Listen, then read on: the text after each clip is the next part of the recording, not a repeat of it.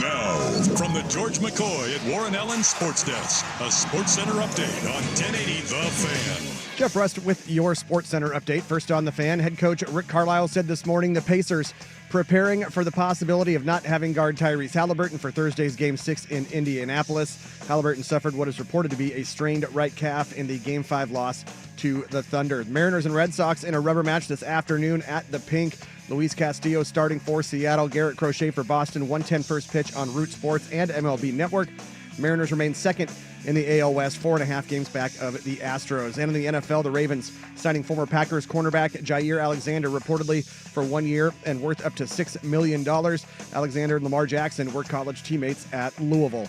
More sports scores and stories in 30 minutes. I'm Jeff Rust from the George McCoy at Warren Allen Sports Desk. Hurt and missing work, insurance companies acting like jerks. Don't call your mom. Call George McCoy at warrenallen.com. Jump back to earlier parts of your favorite fan shows on the Odyssey app. The only way to rewind Portland's sports leader, 1080 The Fan.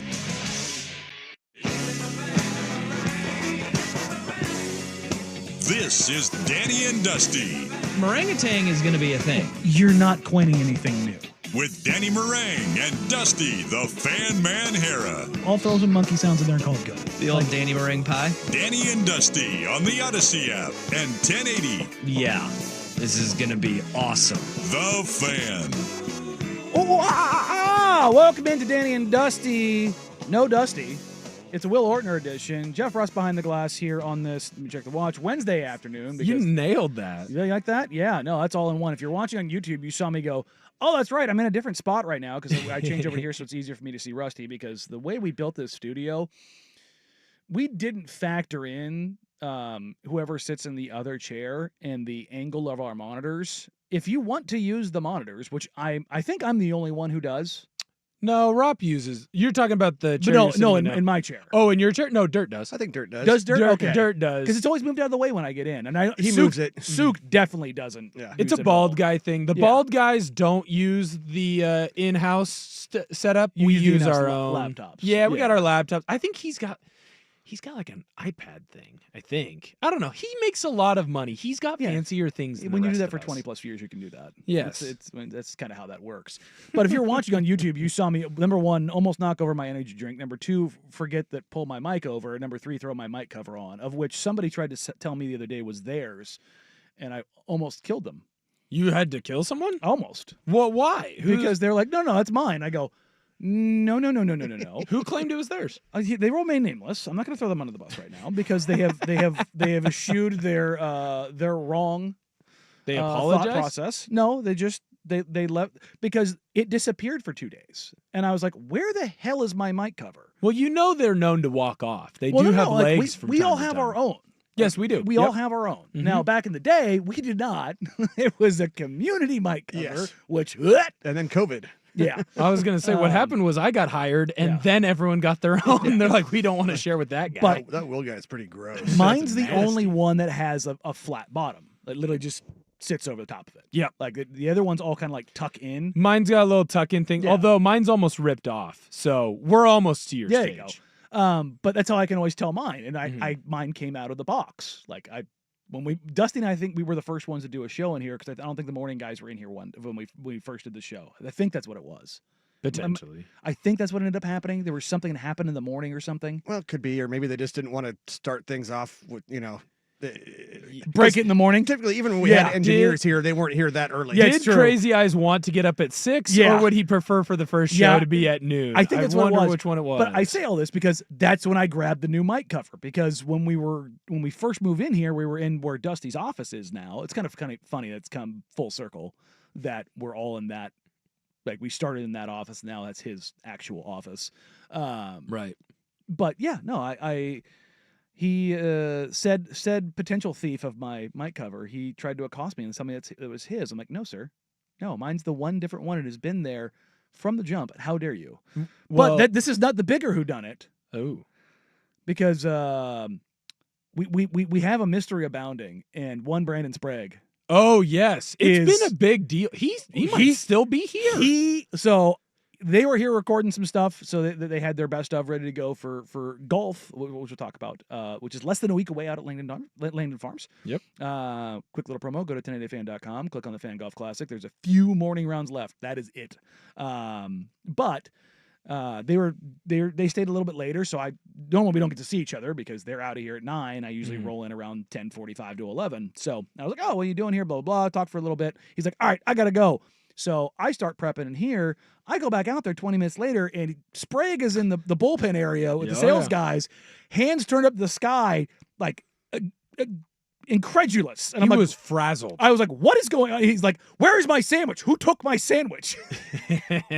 And unfortunately for one morning producer, Jason Swigard, every sign appears to point to Swag being a sandwich thief. And we need to figure out what may or may not have happened here. Well, what makes me laugh is I was watching Sprague like look for his sandwich, and it's the same as when I'm subbing in like a kindergarten, first, second grade class. I'm like, where is your pencil? You had the pencil earlier. Where could it be? And you start seeing the kids look in all the places where it couldn't be. At one point, we have a couch out there. He was looking under couch cushions. Yeah. He's like, is my sandwich in here? Is it Well, over I mean, there? look, the likelihood could of it have somebody gone? taking it and putting it somewhere just to screw with him, very high. Yeah, Very high. But it would be still in a spot where, like, all right, that makes sense. Would it? It would be so obvious if it was underneath that couch. I mean, it's not like it's it's true. It's not a broken room there. right. This isn't a couch where like very firm. right. You haven't been sitting in this couch for 20 years where there's there's no like dents. a nest Yeah. in it, right? No, it would be obvious there was a sandwich there. And for him to be looking underneath, and then he was like yelling, blaming the sales crew of like, where could it have been? Do you guys know? It's like, no one knows, man. Someone ate it, and that's okay. You know what we need to do? Cameras. I mean, it's the only way. Could it? Well, if only we had an engineer that could access the footage. I would say Do we not have access to the cameras anymore? Do you know how to get in them?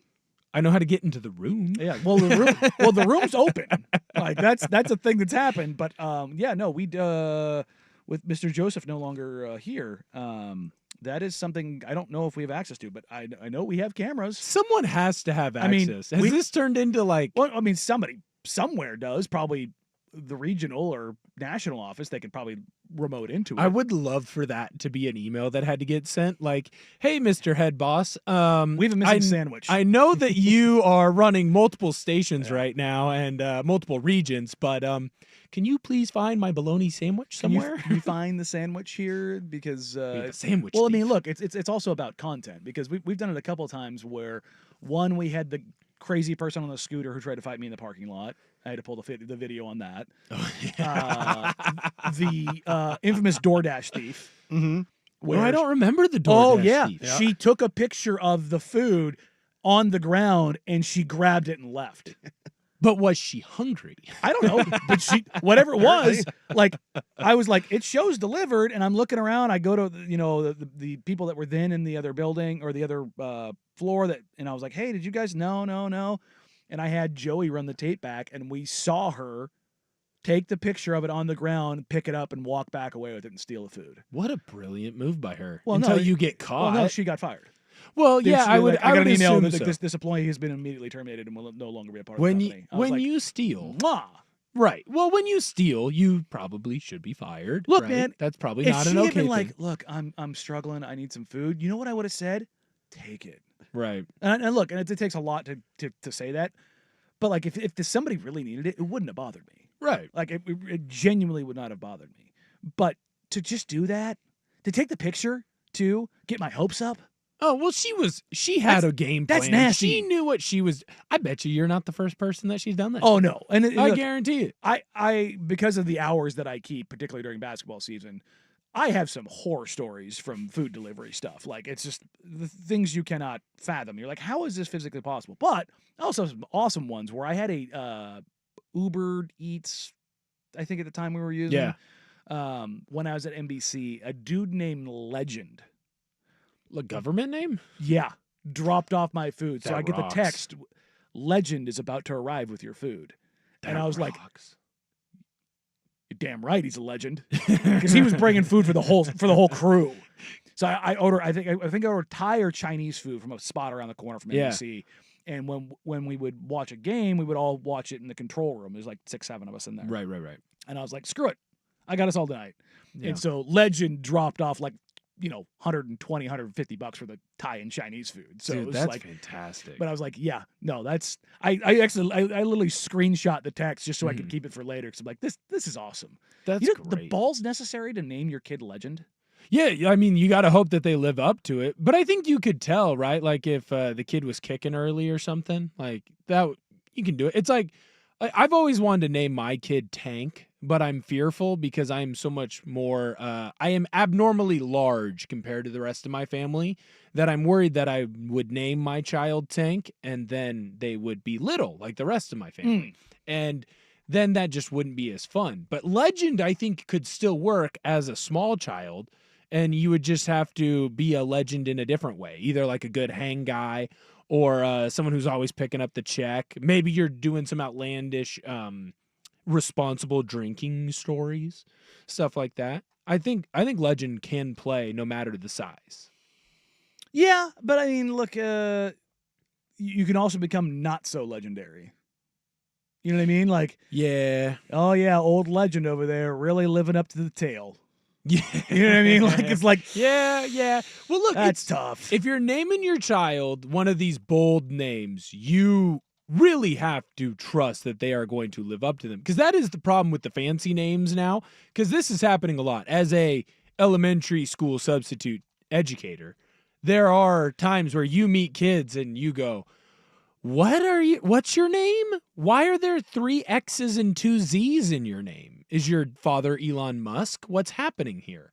And so if you are going to go the abnormal name route, you got to hope that they earn it or they live up to it. So that way they're remembered the correct way, right? Because you don't want to have the crazy what's name. the weirdest name you've or most like what are we doing here name that you've had so far? I can't name it because it's so abnormal. They would know immediately. That you know it immediately. I'm not going to name it, but let's just say it is a name that fits this child. Like if I told you the name, and you would immediately. I wouldn't even have to show you a picture. Oh, I would say that. paint from memory or give me your best idea of what this kid looks like, and that kid looks and acts exactly the way that you think. It's one of those where as soon as I heard the name, I was like, oh, this might be a problem for me as his educator today.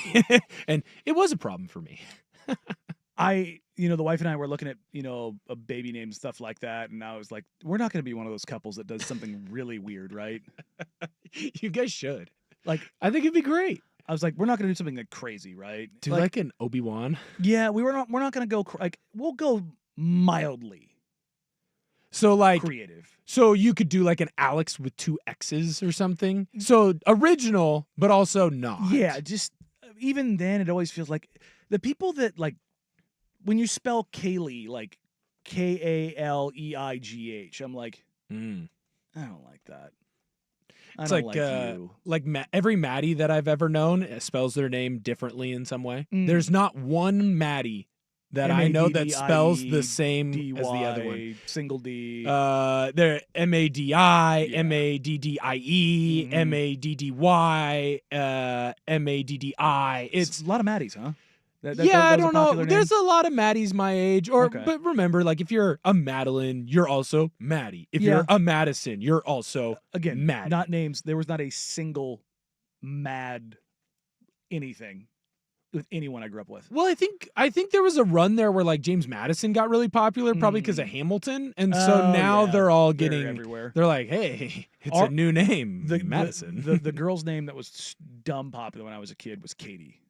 Yeah, lots of Katies. Lots of Katies. The literal billions of Katies. It was just like I think my graduating class probably had like 15 or 16 Katies. It was just Hannah's big, my age as well. I only had one. Hannah, lots of Hannahs. I knew 3 or 4 Hannahs that I graduated with, and then I knew another 2 or 3 in the grades below and above. They're Hannahs galore. Hannah's heyday, the prime of Hannah is probably that 96 to 2001 timeframe. That's when a lot of Hannahs were being born. Okay. Well, speaking of names, how about Lord Stanley? You like that one? Ooh, I love Lord Stanley. Great name. Got a great cup. This is the one time a year where hockey will lead the show. Stanley Cup Finals come to a close, and ladies and gentlemen, USA, USA, USA. It stays here. So we'll start today's show with the Florida Panthers beating the ever-living crap out of the Edmonton Oilers, and then we won't talk about hockey again for another 6 months. Danny and Dusty, 1080 The Fan.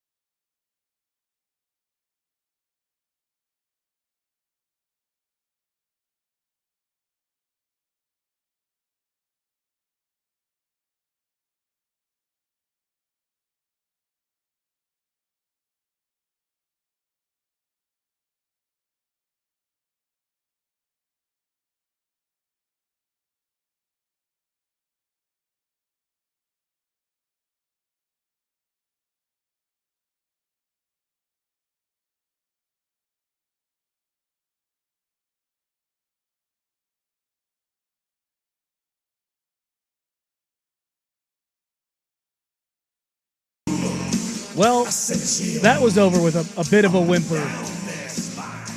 The Florida Panthers beat the ever-living brakes off the Edmonton Oilers in Game 6 of the Stanley Cup Finals, 5-1.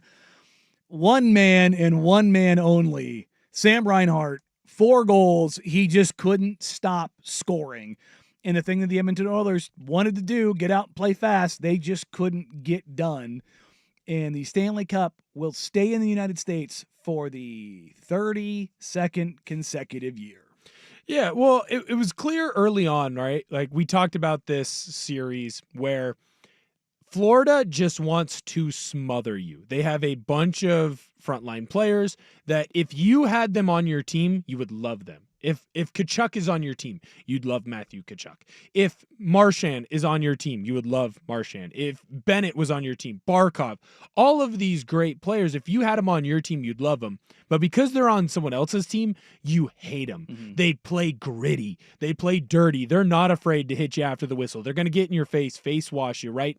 They're going to bully you until they get into a position where they can score and win games that way. Where like Edmonton, it's a much prettier style. They're quicker. Draisaitl is unbelievable, and the only person that is better than him in hockey right now is his own line mate in Connor McDavid, right? Just absolutely beautiful handles throughout the entire series. And it just feels like with Edmonton, they fought all the way back. They were able to, even up the series at 4 games. But once Florida got those first 2 goals in Game 5 in Edmonton, it just kind of felt like it was done. It's like, that's it. They leaned on him. What it is it's North Dakota State does this perfectly in football, right? They're ground and pound. They're running. They're leaning on you. They're just letting their big hog mollies wear you out. And then by the 3rd and 4th quarter, they run away with football games. That's what this Panthers team did in this series. They leaned on you. Because if you look at the stats, it's not crazy. No. It's not this overwhelming force. The shots were 29-25 in favor of the Oilers. Right. So, 25 shots, 5 goals. Woo, buddy. That's a shooting percentage. Well, it's also just making the most of your opportunities, like finding a way to get quality looks. And it's clear Edmonton had to do something to try and stop Marchand because Marchand turned back the clock. Yeah. I don't know what he was getting into. I don't know what he was doing. He's one of the best playoff performers in modern hockey. 100%. But he just does this seemingly every time. Oh, yeah. Well, we talked about it a couple weeks ago. Mm-hmm. Remember? It was like, hey, I'm telling you right now, Marchand's going to have a big goal and it's going to win a game for them. It ended up being a couple games, right? And what I didn't realize until probably about Game 4, Game 5, is how Florida was able to manipulate the cap. So understand, with the NHL, it is a true hard cap. Yeah. But what they can do is when you have a player get hurt, if they miss a significant amount of time, you get it prorated. Right. Yeah. And so you can go in and sign guys. And so what Florida was able to do is they were able to make the trade for Marchand and go and get former Portland Winterhawk Seth Jones. Congratulations to him. Who's a hell of a player. He's a beast and already a strong defensive group. You add in one of the better defensemen in the league. In the league, right? Yeah. And one who can actually get a point or two when you need it. So they were able to go and sign those 2 guys while guys like Tkachuk were out. I believe it was Barkov as well. But Barkov or Reiner, I can't remember which one was banged up. They had a couple guys that were out, and so they missed basically all-star break until the postseason, and then they can bring them back in the postseason because now the cap doesn't matter. Yeah. Vegas has been notorious for doing this as well. They were kind of the first to really test the limits of it. Right. Because they suffered a bunch of injuries early in the season, and they went, what if we do this? And then all of a sudden they just exploded, and you're like, oh, this team is just dumb deep. 100%. And that's what this Florida team is. And then you also have the best postseason goalie in the NHL right now. Like I would link it similar to how Jonathan Quick played when he was with the Kings. Because those Kings teams, they weren't really good enough to win the Stanley Cup final if he doesn't play on his head. He's not the best goalie. He has 2 of the best Stanley Cup playoff runs as a goalie ever. Oh, it's unbelievable. He'll be a hero for my Uncle Tim for the rest of my Uncle Tim's I'm a Kings fan, man. I was I was locked in on that. Quicker was unbelievable. He was the best goalie for 2 playoff runs, and it got them Stanley Cup finals. And now Bobrovsky's doing the same thing, but he's got an even better team around him, and you have a front office that's really smart and understands the cap, and they're able to make moves. And then the Matthew Tkachuk story.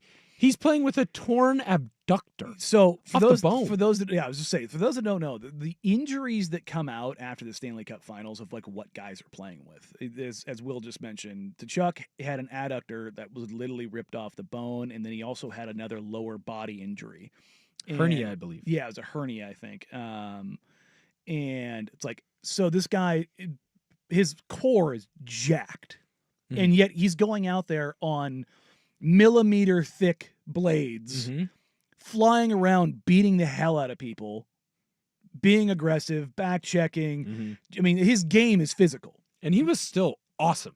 Yes. At 50% of whatever he was, awesome. Unbelievable. And that's the thing. I mean, when you get into this last game where they win 5-1, the hits are favor. So the shots and the hits both favor Edmonton.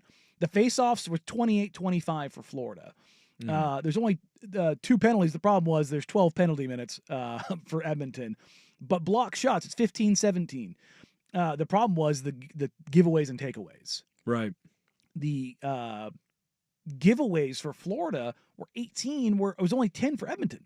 So if you just showed me this, I'd be like, yeah, Edmonton probably won this game 3-1. They probably right. The Panthers probably capitalized on the power play because that's what they do. But this is probably a game we're looking at a game 7 now. Yeah. But instead, because Reinhart was just an absolute monster, the cup stays in the U.S. for the 32nd year, and here we are.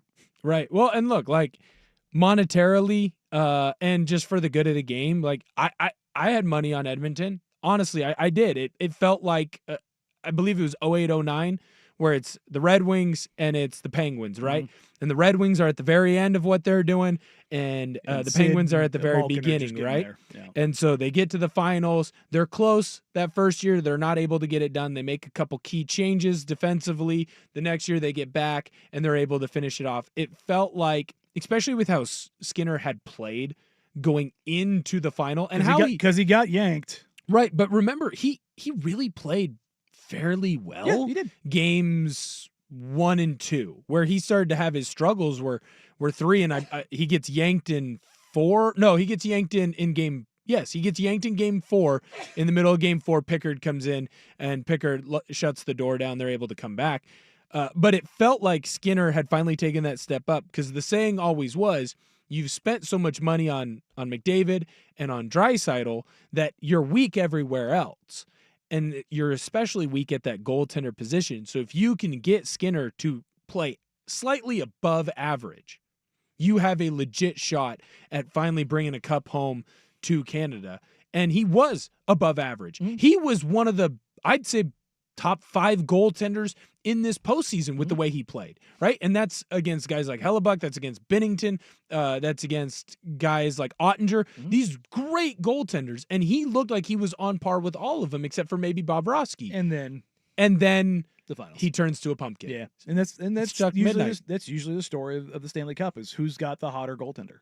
Oh, 100%. It's like if you're giving me the field or the best goaltender in the playoffs, I'm going to take the best goaltender because I've seen it happen time after time after time. Right. Well, and it's also it's like hot pitching in baseball. It's very, very, very similar. 100%. It's Randy Johnson and Kurt Schilling. It's like, good luck. Right. Right. It's why you don't see. So it's why it's rare to often see repeat champions. Yeah. Now, the Lightning did it just a couple years ago. Well, the Lightning were able to do it because they had a goaltender that not just got hot one year, he got hot for multiple years. And now you have a guy in Bobrovsky in Florida that has been hot for multiple years, but he also, what's not talked about enough, or at least a point that I want to highlight on, is the defensive ability that not just the defensemen have for the Panthers, but the forwards do as well. They're back checking. Their defensive ability, like they're not liabilities. Like they are legitimate two-way players. And that's why they're like, as good as Bobrovsky is, he's even better. He takes a step up and a step forward because the guys around him are putting their body on the line constantly, and they're not afraid to sacrifice. Hey, I might not score as many goals in this series, so that means I need to put my body on the line to block shots. And again, it can't be highlighted enough. Hockey players are different, right? They play through so many different you showed injuries. me the picture of Bob's hand. And his glove hand. It is broken, bruised, Stitched. split open. There's like 20 stitches Yeah. across the palm of his hand where he very clearly missed the puck. Mhm. And instead of catching it in the webbing, he caught it in the flat spot of his glove. But from the look of how it's burst open, it definitely looks like it was a clapper that got him. That ain't a wrist shot that he caught there. Right. Which is weird because we don't see many one-timers or clappers all that often in the NHL anymore. It's Not really, if it's not Ovechkin. yeah, I was saying you take Ovi out of the equation and the numbers just plummet. He's the Right. only guy who hits one-timers consistently with any regularity or consistency anymore. Right. But they're just built differently. And again, shout out America for making Canada cry again. Yeah, well, we're just the best that was ever to do it. We wake up in the morning and we pee excellence, and exactly. you know what? Maybe they'll join us here soon. Right. Maybe one day Yeah. we'll let them win one. All right, coming up next, we are a week away from the NBA draft. There is a poll out now on Danny and Dusty on Twitter. I have retweeted it. The station account has retweeted it. Who do you want the Portland Trailblazers to select if they do indeed draft at the 11th pick? We've got the initial tallies are up. I think we've got well over 100 votes already. So we'll dive into that next. Who do you want to see as a Portland Trailblazer next week at the NBA draft? But first, here's the Big Kahuna Sports Center update. You mind if I have some of your tasty beverage to wash this down? Now, from the George McCoy at Warren Allen Sports Desk, a Sports Center update on 1080 The Fan. First on The Fan, head coach Rick Carlisle said this morning the Pacers preparing for the possibility of not having guard Tyrese Halliburton for Thursday's Game 6 in Indianapolis. Halliburton suffered what is reported to be a strained right calf in the Game 5 loss to the Thunder. Mariners and Red Sox in a rubber match this afternoon at T-Mobile Park. Luis Castillo on the bump for Seattle. Garrett Crochet for Boston. 1:10 first pitch on Root Sports. The Mariners remain second in the AL West, 4.5 games back of the Astros. And the Ravens signing former Packers cornerback Jair Alexander reportedly for 1 year and up to $6 million. Alexander and Lamar Jackson were college teammates at Louisville. More sports scores and stories in 30 minutes. I'm Jeff Rust from the George McCoy at Warren Allen Sports Desk. Hurt and missing work insurance companies acting like jerks. Don't call your mom. Call George McCoy at warrenallen.com. The Fan Merch Locker has a new black 1080 The Fan hoodie, as well as classic long and short sleeve tees. Get yours now at 1080thefan.com.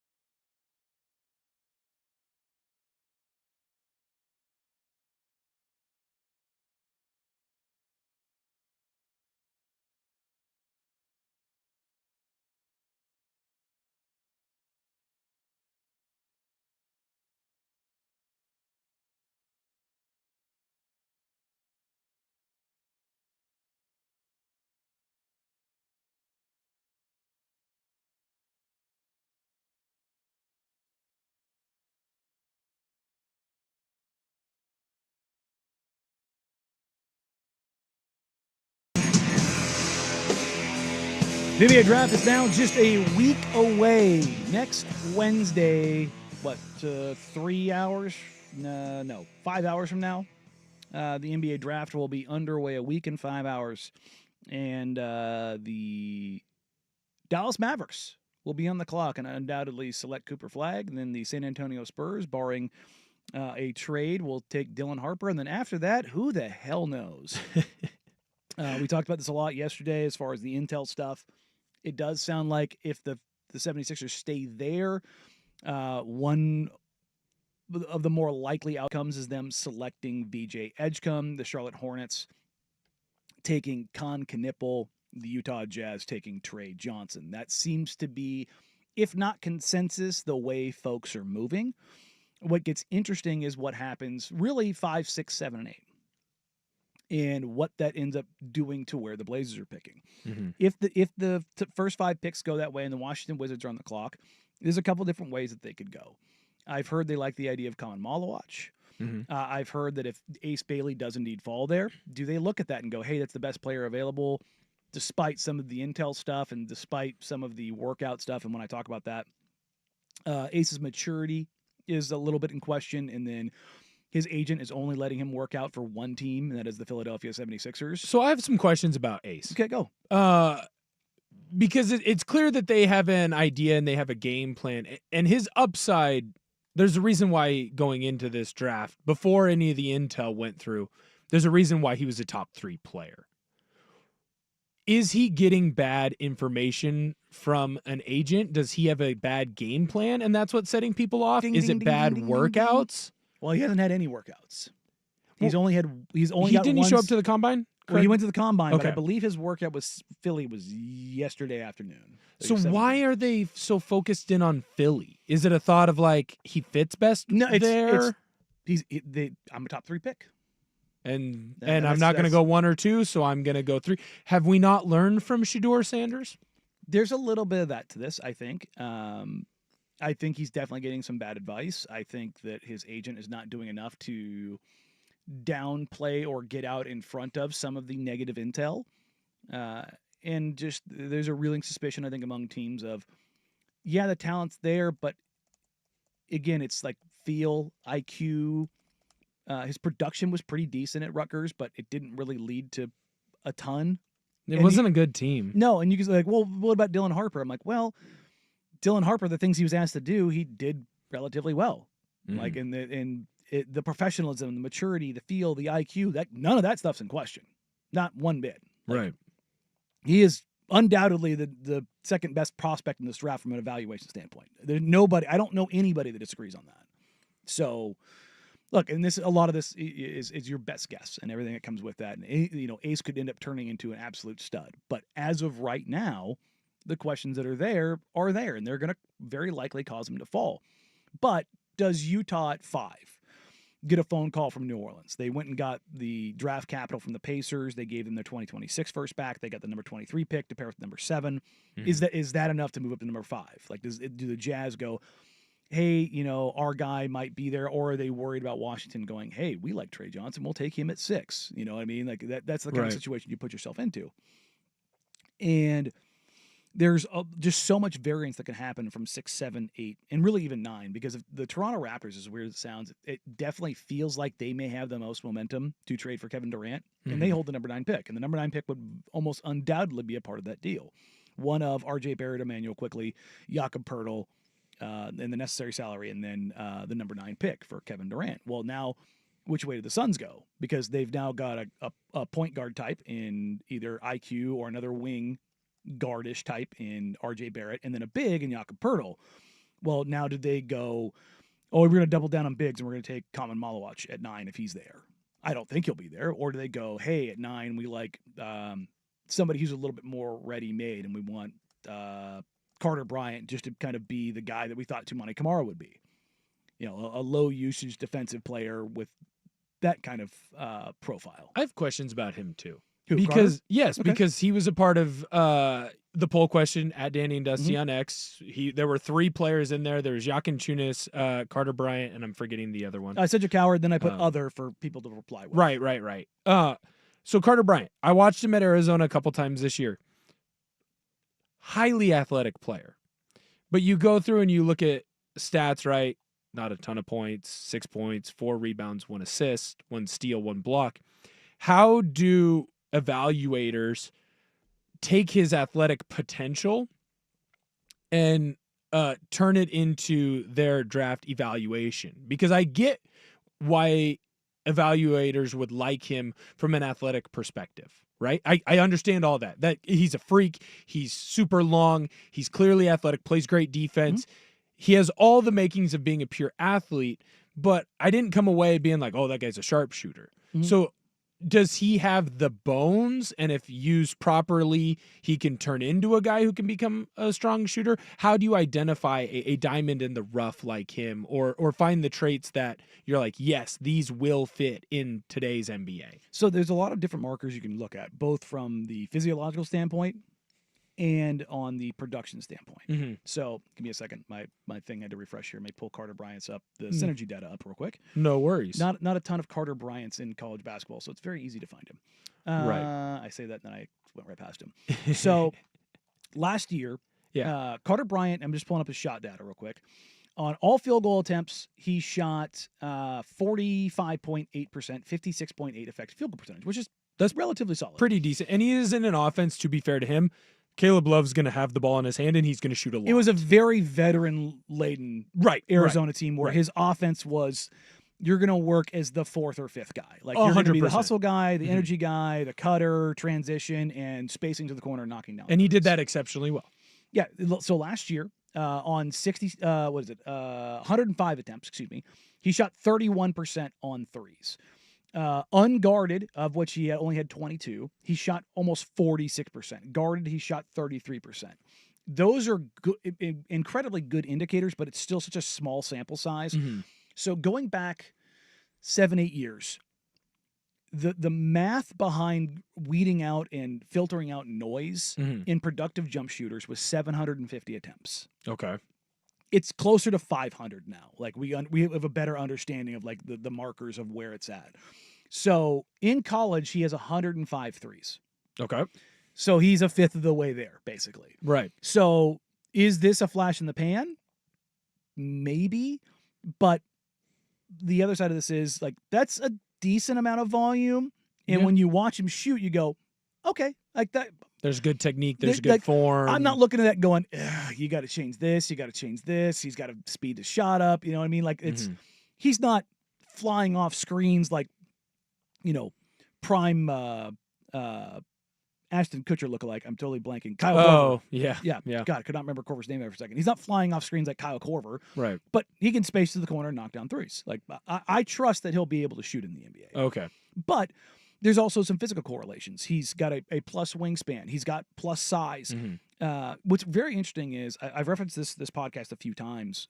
J. Kyle Mann of The Ringer did about an hour with the president of P3 Sports and Science. The training facility that does a ton of mapping and it's their version of Exos, right? Exos is the football place. Everyone goes down to Arizona. You spend $20K and you train for 2 months, and you get then measured. And you like okay. In the NBA, it's actually with basketball training, it's actually very different because of the things they talk about, like ankle flexibility, shin angle, right? Like the things that like markers of like very, very, very high level NBA players tend to have. And Bryant's the kind of guy that does very well in that. But he also brought up something that I found very interesting. There was not a direct, but a pretty strong correlation of NBA players who have a vertical over 40 inches and them not necessarily being the best NBA players.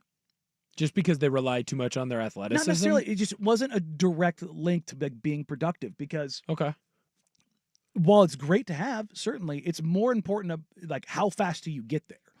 And the number that they referenced, or the player they referenced, was Nikola Jokic. His top end vertical, not great, but his ability to get off the floor to that spot, better than almost everyone. Because he's quick. It's in the you start getting into very, very, very minute things, right? These niche traits or skills. But like because I think it's something they said like 1,200 players have come through there since 2005, 2006. They have so much data now that they're able to be like, okay, these are these markers that are truly incredible. Right. Guys like Zach LaVine, James Harden, Luka Doncic, Jaden McDaniels. Like they had one, they actually have it on their website. If you go to P3's website, they show the difference in like 3 weeks between Jaden McDaniels when he got there and Jaden McDaniels when he left. And it was like, oh, they were able to unlock stuff in this guy, and holy crap, the fluidity of movement just went boop through the roof. And you're like, yeah, because he had these markers of this, and this. And it gets very interesting because every team has their own set of analytics. You know, not every single player goes to P3, but they go through some sort of that kind of testing. And you start diving into this stuff, and you kind of go, who do you like, and who do you kind of go for? So I want to get into this here real quick, and we will revisit this later in the show. But again, the names that are up there, who do you want in the NBA draft? Kasparas Giannis, Carter Bryant, Cedric Howard. I put Howard on there because I know a lot of Blazers fans like him. I don't think any team is going to take him in the top 12. I could be wrong. I like him, but I think he's a guy that's probably looking more 15, 16, 17, 15 through 20. Yeah. Just because he's a little bit older. The pride of Willamette University, and Eastern Washington, and Washington State. So he's got a lot of local ties. he's transferred, you say? Yeah, there you go. And then I have an other, and you can reply in the comments. There's 229 votes. I don't want this to sway anybody else, but I will tell you right now, Kasparas Giannis is leading the group at 34.5%, Carter Bryant at 30.6%, Cedric Howard at 19.7%, and other at 15.3%. You can go to @Danny and Dusty on Twitter and vote. I retweeted it from my account. The station account has also retweeted it, so you can find it there as well. Again, we are a week away from the NBA draft. Who do you want to see? And like I said, we will revisit this, and we will kind of dive into those players a little bit later. But coming up next, there's a little bit of news as the rich get richer in the NFL. And is this the kind of thing that we'll see around the NFL more and more as the structuring of potential title winners really is starting to take light in the modern era of football? We'll get that next year on Danny and Dusty, 1080 The Fan. It's time for the Easy Play, brought to you by Home Z, making home improvement easy. Going after the first pitch, a high rising fly ball at the wall, grand slam! Number 27 from Cal Raleigh is a big one. Aaron Goldsman there on the call as the big dumper hits home run number 27, the grand salami for the Seattle Mariners.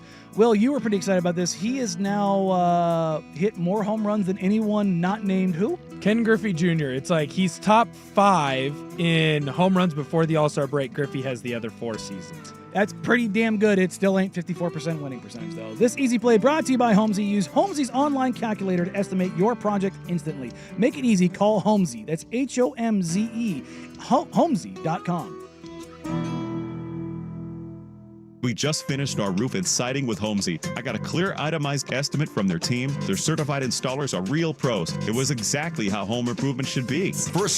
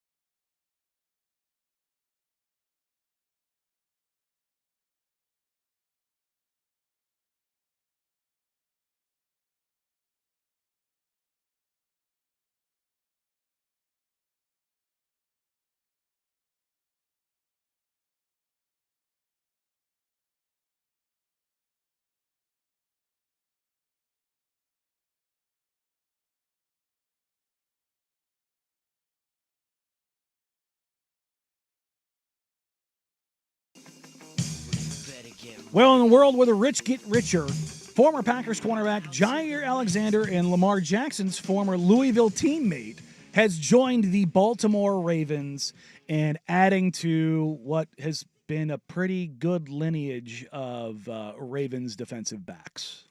Yeah, I mean, this is a smart move by Baltimore. Hey, you can go out and get Jair Alexander, a guy who's been a multiple-time Pro Bowler.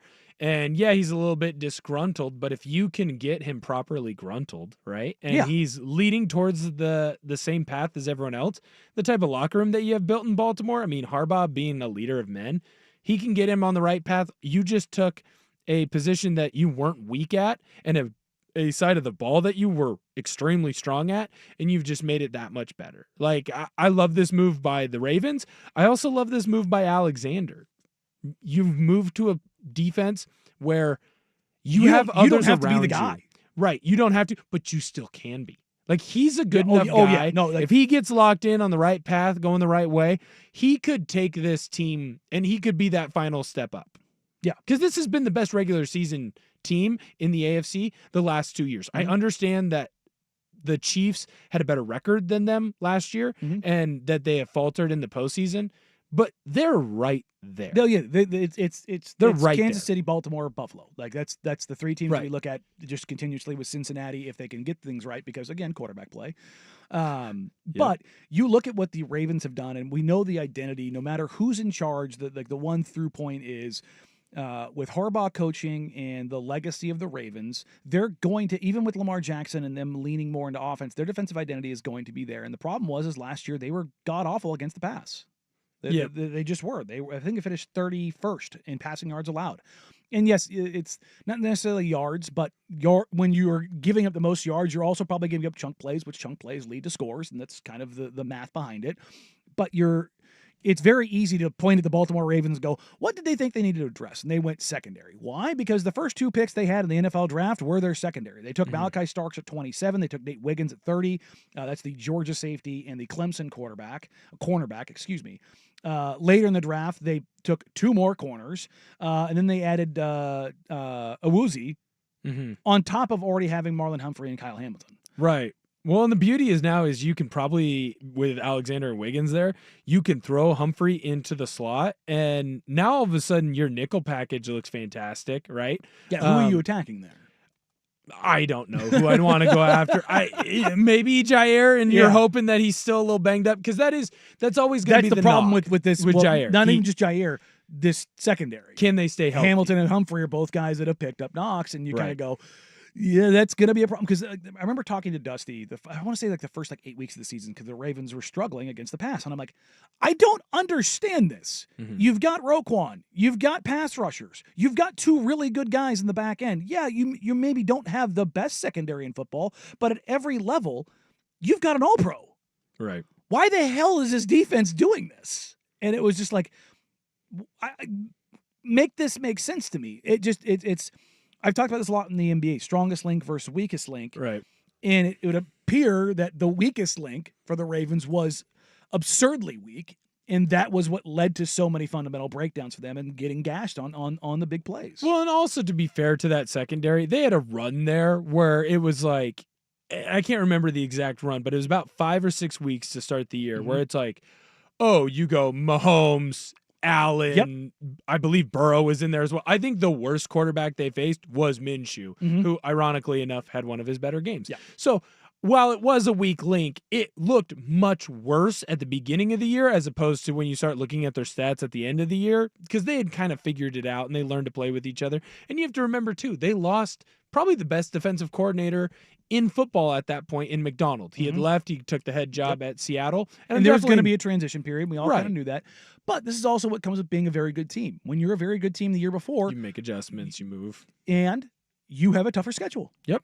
The Ravens are going to have a tough schedule this year. The Chiefs are going to have a tough schedule this year. The Bills are going to have a tough schedule this year. That is the point of the churn, is that if you are consistently good, you're going to have a consistently tougher schedule based on last season''s kind of, build out. Right. Now, that doesn't mean like a team like Jacksonville can't figure it out and get hot, and all of a sudden what you thought might be an easier team, or the Raiders or the Patriots, teams that struggled last year. That's why you see those worst to first pop up so many times, is because those schedules get a lot softer for those worst teams and allows them to kind of go out and do that. And we saw that with the Commanders. The Commanders' schedule was not that great, but we also saw them in the NFC title game. So they were better than that too. Don't be shocked if you every year there's a team where you go, wow, why'd they take a step back? Well, it's because they did really well last year, and now the schedule is a lot tougher. Now you've got 12 games on your schedule. You're going, oh, crap, as opposed to 8. Right. Yeah. And with this Ravens team, obviously the division that you play in is going to be tough. I feel like when you look at it, they have to be the clear one in my eyes. Yeah. Like, they should probably win that division.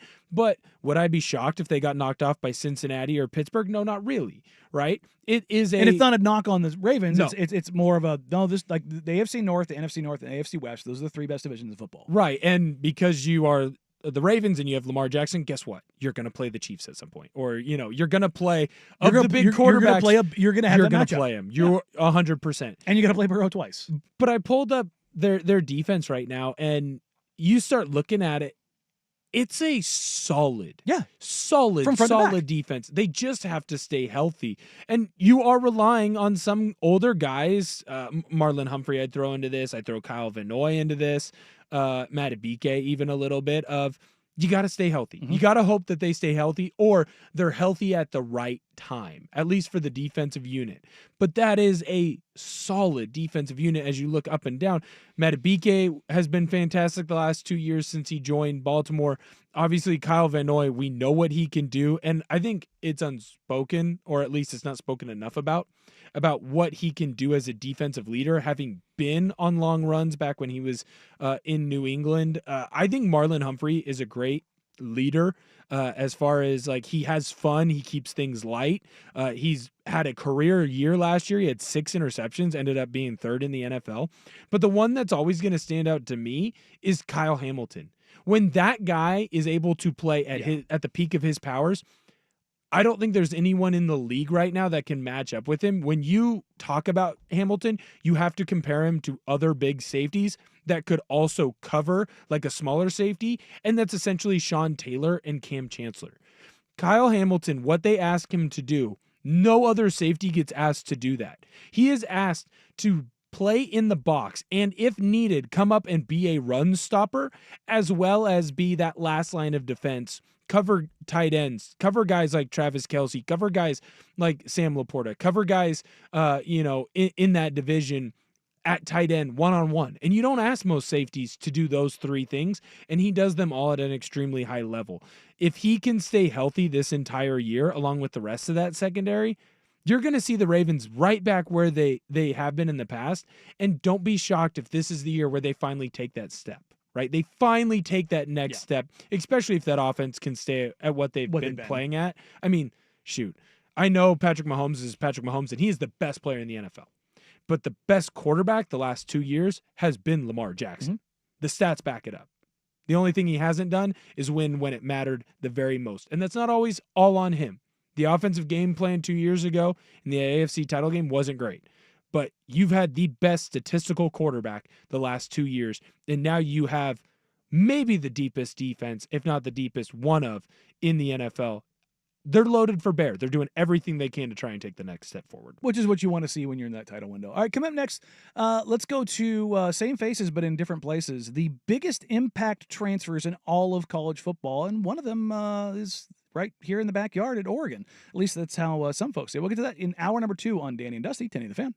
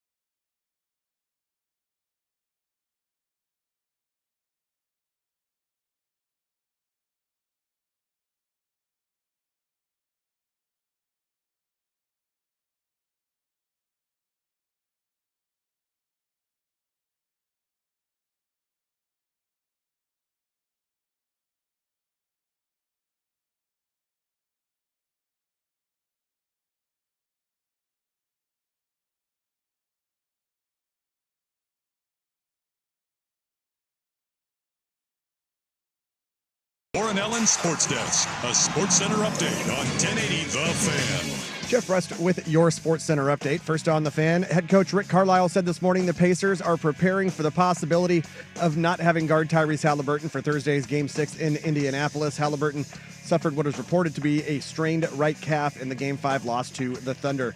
Over on the diamond, the Mariners and Red Sox in a rubber match this afternoon at the Pink. Luis Castillo on the hill for Seattle. Garrett Crochet for Boston. First pitch in just a few minutes.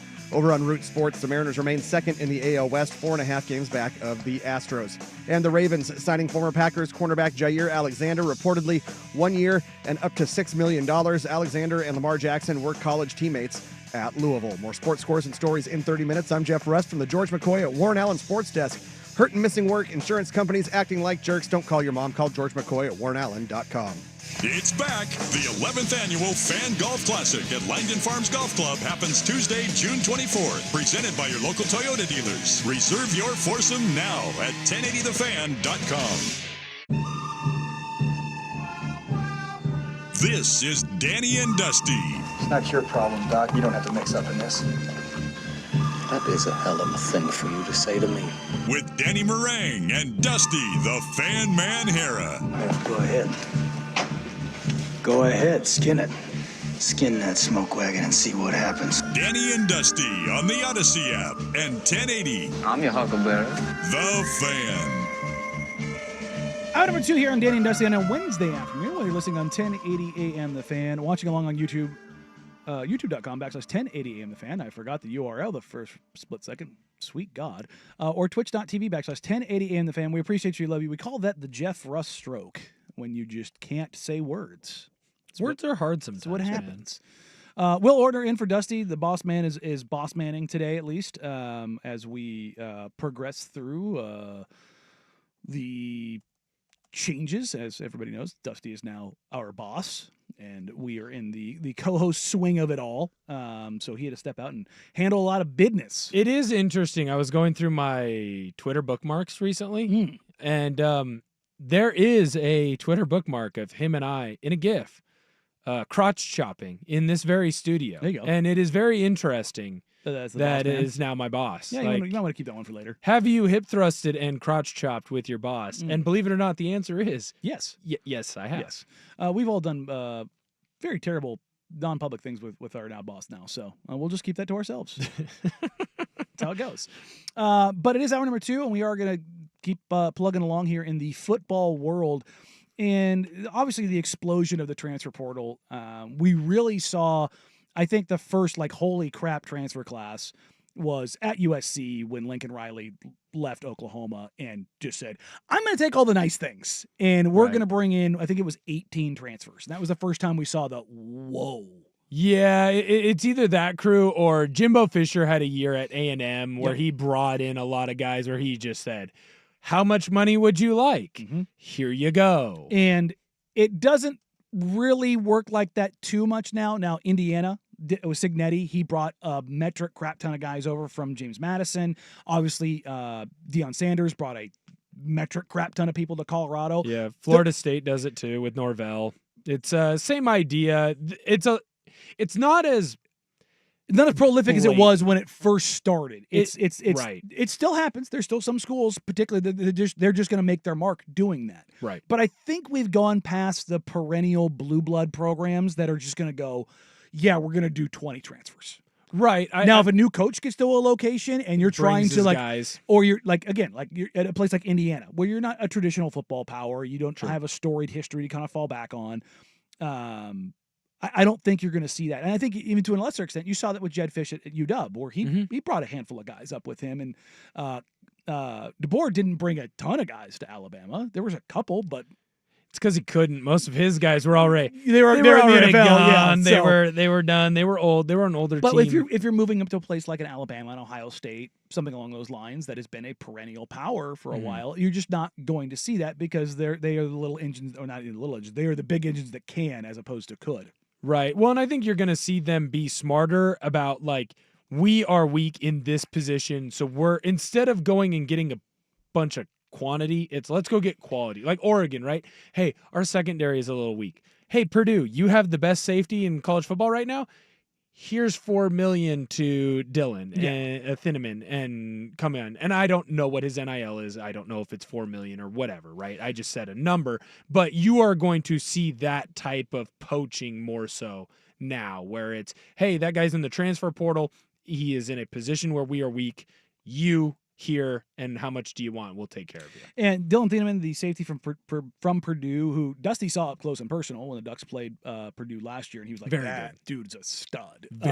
We've talked about him off air a ton. He's an NFL guy, and I think right now he's right on the edge of being a day one guy in the NFL. Like and what Purdue asked him to do just wasn't fair, yet he still was able to do it. He was playing safety at 20 yards deep. That's insane. And yet at the same point could still come into the box and make a tackle or two. And he's just a ball hawk, man. He's going to be at that free safety position for the Ducks, and they're going to let him just go be an athlete. Yeah, right. if you want to see, like, he's not the same player. I am not saying this, but I'm saying I'm likening him to this, and the ask of him at Purdue is similar to kind of Urlacher at New Mexico State, where he played free safety, he played strong safety, he played linebacker, he played basically everywhere, but it was like, just go be a football player.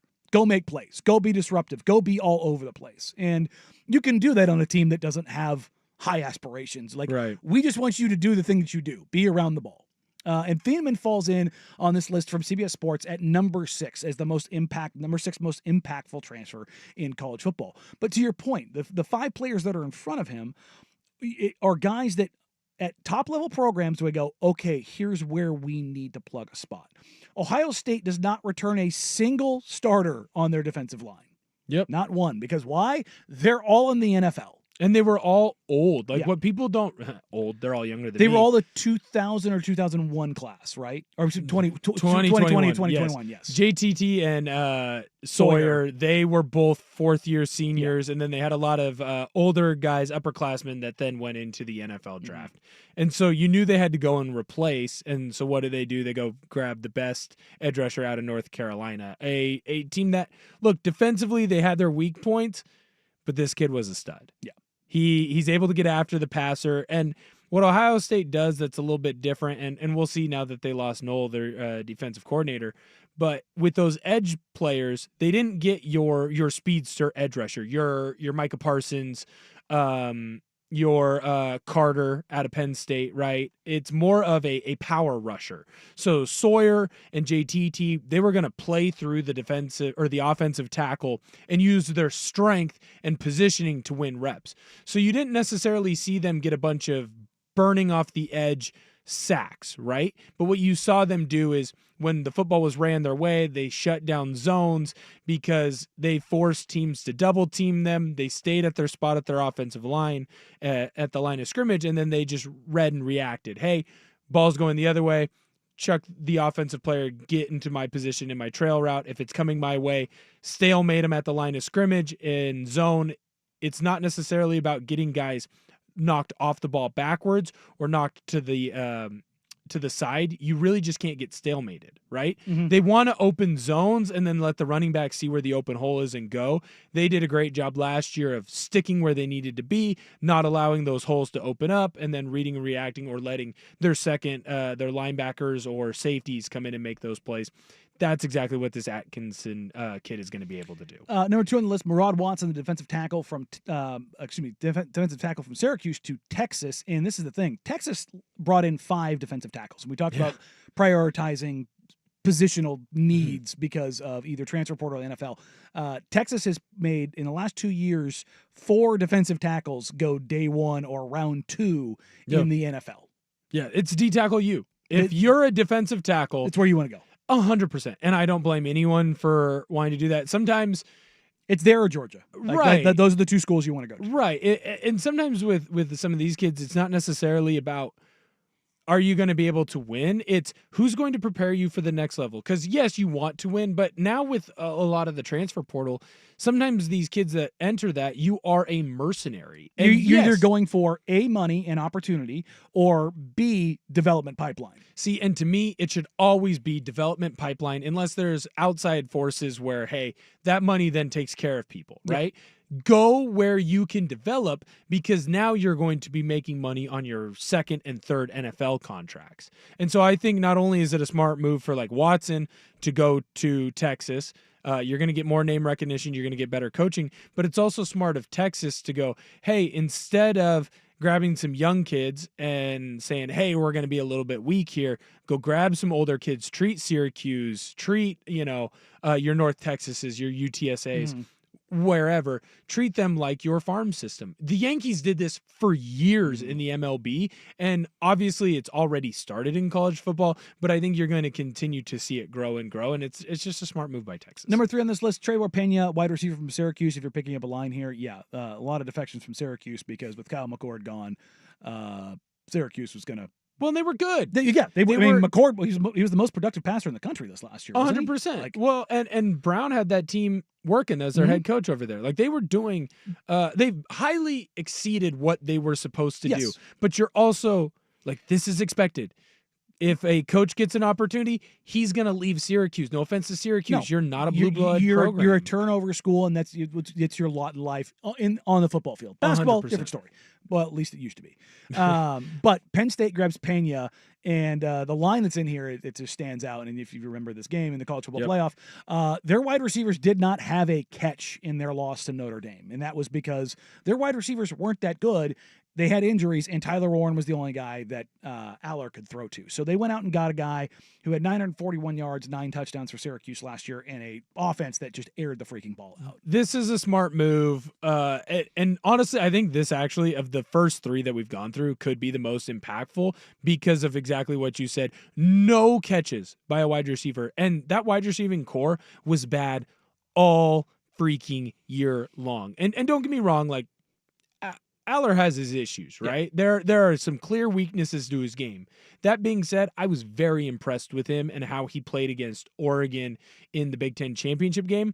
And aside from his Ohio State game and his Notre Dame game, I was very impressed with how he played throughout the entire year, right? Like, he didn't really turn the ball over. He took risks, but he was able to thread the needle on a lot of them. And yes, some of it is because of how good Tyler Warren is.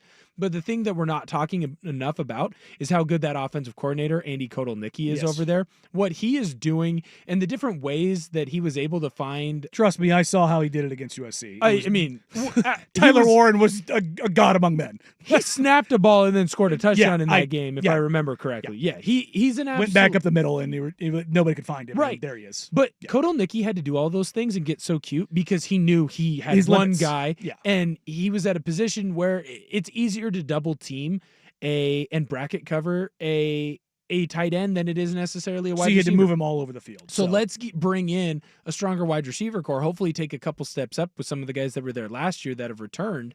While having a stable in the running. And watch out, because look, this Penn State team is going to be one of the favorites to win the title. They should be. And there's a lot of noise coming at Franklin for not really winning the big one. Well, guess what? Yeah, he's got 2 postseason wins. It's against SMU at home, and it's against Boise State. That was a clearly inferior team. And then when you played a team that was, look, as good as Notre Dame was, they had their issues offensively.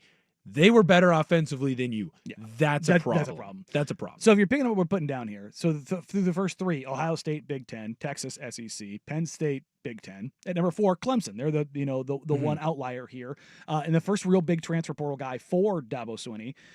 Will Helt, another edge rusher from Purdue. And again, Purdue had some players, but this is kind of one of those situations where, hey, Dabo finally went out and did the thing. So I'm gonna push forward here because there's another SEC team on here in Zach Branch leaving USC, a guy who in his freshman year showed some stuff where you went, this is like watching smaller Reggie Bush in the open, and you went, this guy's terrifying. Well, his second year was underwhelming, and as was USC. Him and his brother both leave the program and go on to hopefully brighter pastures for them. But Georgia's a team that was very reliant on the hope of Carson Beck. They had nothing offensively. And Branch, when he gets in the open field, is terrifying. Yes. Legitimately, even with the underwhelming year last year, every time he touches the ball, he's one of maybe 5 guys in college football who's a threat to just go. Yeah, 100%. And if you can add that to your team, right, you do that. Again, Thieneman comes in at number 6.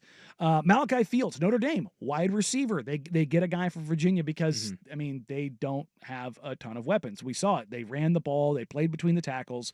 Riley Leonard was a battering ram. Well, they're going to make that change, and they're going to, hopefully, at least if you're Marcus Freeman, be a little bit more balanced offensively, where you're not basically playing a slightly modernized version of Air Force versus Army. Right, 100%. And again, for whatever reason, Penn State and Notre Dame can't get wide receivers.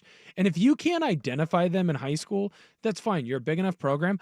Go steal them from somebody else. Yeah, right. that's 100%. It's a smart decision by them, So and they had to strengthen it. Notre Dame and Clemson are kind of the outliers here in the top 10. At number 8, LSU, Bernard Gooden, defensive lineman from South Florida, because they were gutted at that position. They were horrible last year on defense. If they had an average defense, they're probably a postseason team. Number 9, Isaiah Horton. They steal the wide receiver from Miami. Alabama, their number 1 and number 2 receivers were both their young guys, but those are the only 2 guys that Jalen Milroe threw to. So adding a third guy to it, I don't know. Does Kalen DeBoer, does he do good with multi-wide receiver sets, 3 wide? Has he had any success with that in the past? I think last time that he had a crew like that, those receivers went first round, second round, third round, but I could be mistaken. Yeah. And is Ryan Williams possibly the best wide receiver in the country? I would say he's number 2, and I think most people would agree with me on that, but he's a really good number 2. He's a really good number 2. So, again, if you're picking up, we're putting down, and then at number 10, Florida, they take the wide receiver from UCLA, really the only guy that stood out for UCLA last year in J. Michael Sturdivant. Super smart, too, because you're going to go with not a freshman QB, but a young QB in DJ Lagway, who looked awesome last year. So how do you help continue to build his confidence and continue to strike while the iron is hot with him? You surround him with even more talent on the outside, because that Florida team last year at the wide receiving core, it was fine. It wasn't great. Now let's make that position great now that you have the QB of the future, and it seems like you do in Lagway. I love that pickup as well. All right, we'll maybe revisit the rest of this list. We dove a little deep into it, but I wanted to highlight how many of the guys in the top 25, it's Big Ten, SEC, Big Ten, SEC, Big Ten, SEC. It's just over and over and over again, and you have a smattering of the ACC with Miami, Clemson, and then there's a couple Big 12 teams with BYU and Kansas State. But you are seeing this, trickle-up effect that we have talked about for the last couple of years, and it really coming to fore where guys will go play at Syracuse or UCF or not South Florida, these smaller schools that, while good, they get their seasoning, and they go, oh, I remember the corner from Toledo that Quinyon Mitchell. Quinyon Mitchell, thank you. Who Nick Saban said during the NFL draft, yeah, no, we tried to get him. It was like, Nick, don't say that out loud. Like, that's not what's supposed to happen here. But you see, like these guys have eyes everywhere, and they're watching who are the guys that we could possibly go, hey, we know we're going to be short here. Let's keep an eye on this guy for the next cycle, kind of a deal. And the big teams are going out there, and this is how they reload, and this is how they restock. And yes, you develop from inside, but being able to go, hey, you're ready, come. Right. Perfectly with Oregon and Thieneman. Like that's just the world that we're in now. All right, coming up next, we're going to pivot a little bit because we talked about the state legislature passing House Bill 110, greenlighting the jock tax increase for the pool of money for the potential for Portland getting a baseball team. Well, one of the teams that I think people have thought about potentially relocating, the Tampa Bay Rays, well, they appear like they may not be moving, at least out of the state of Florida, as it looks like we are progressing towards a sale and getting one of the really crappy owners out of Major League Baseball. We'll get to that next year on Danny and Dusty, 1080 The Fan. Check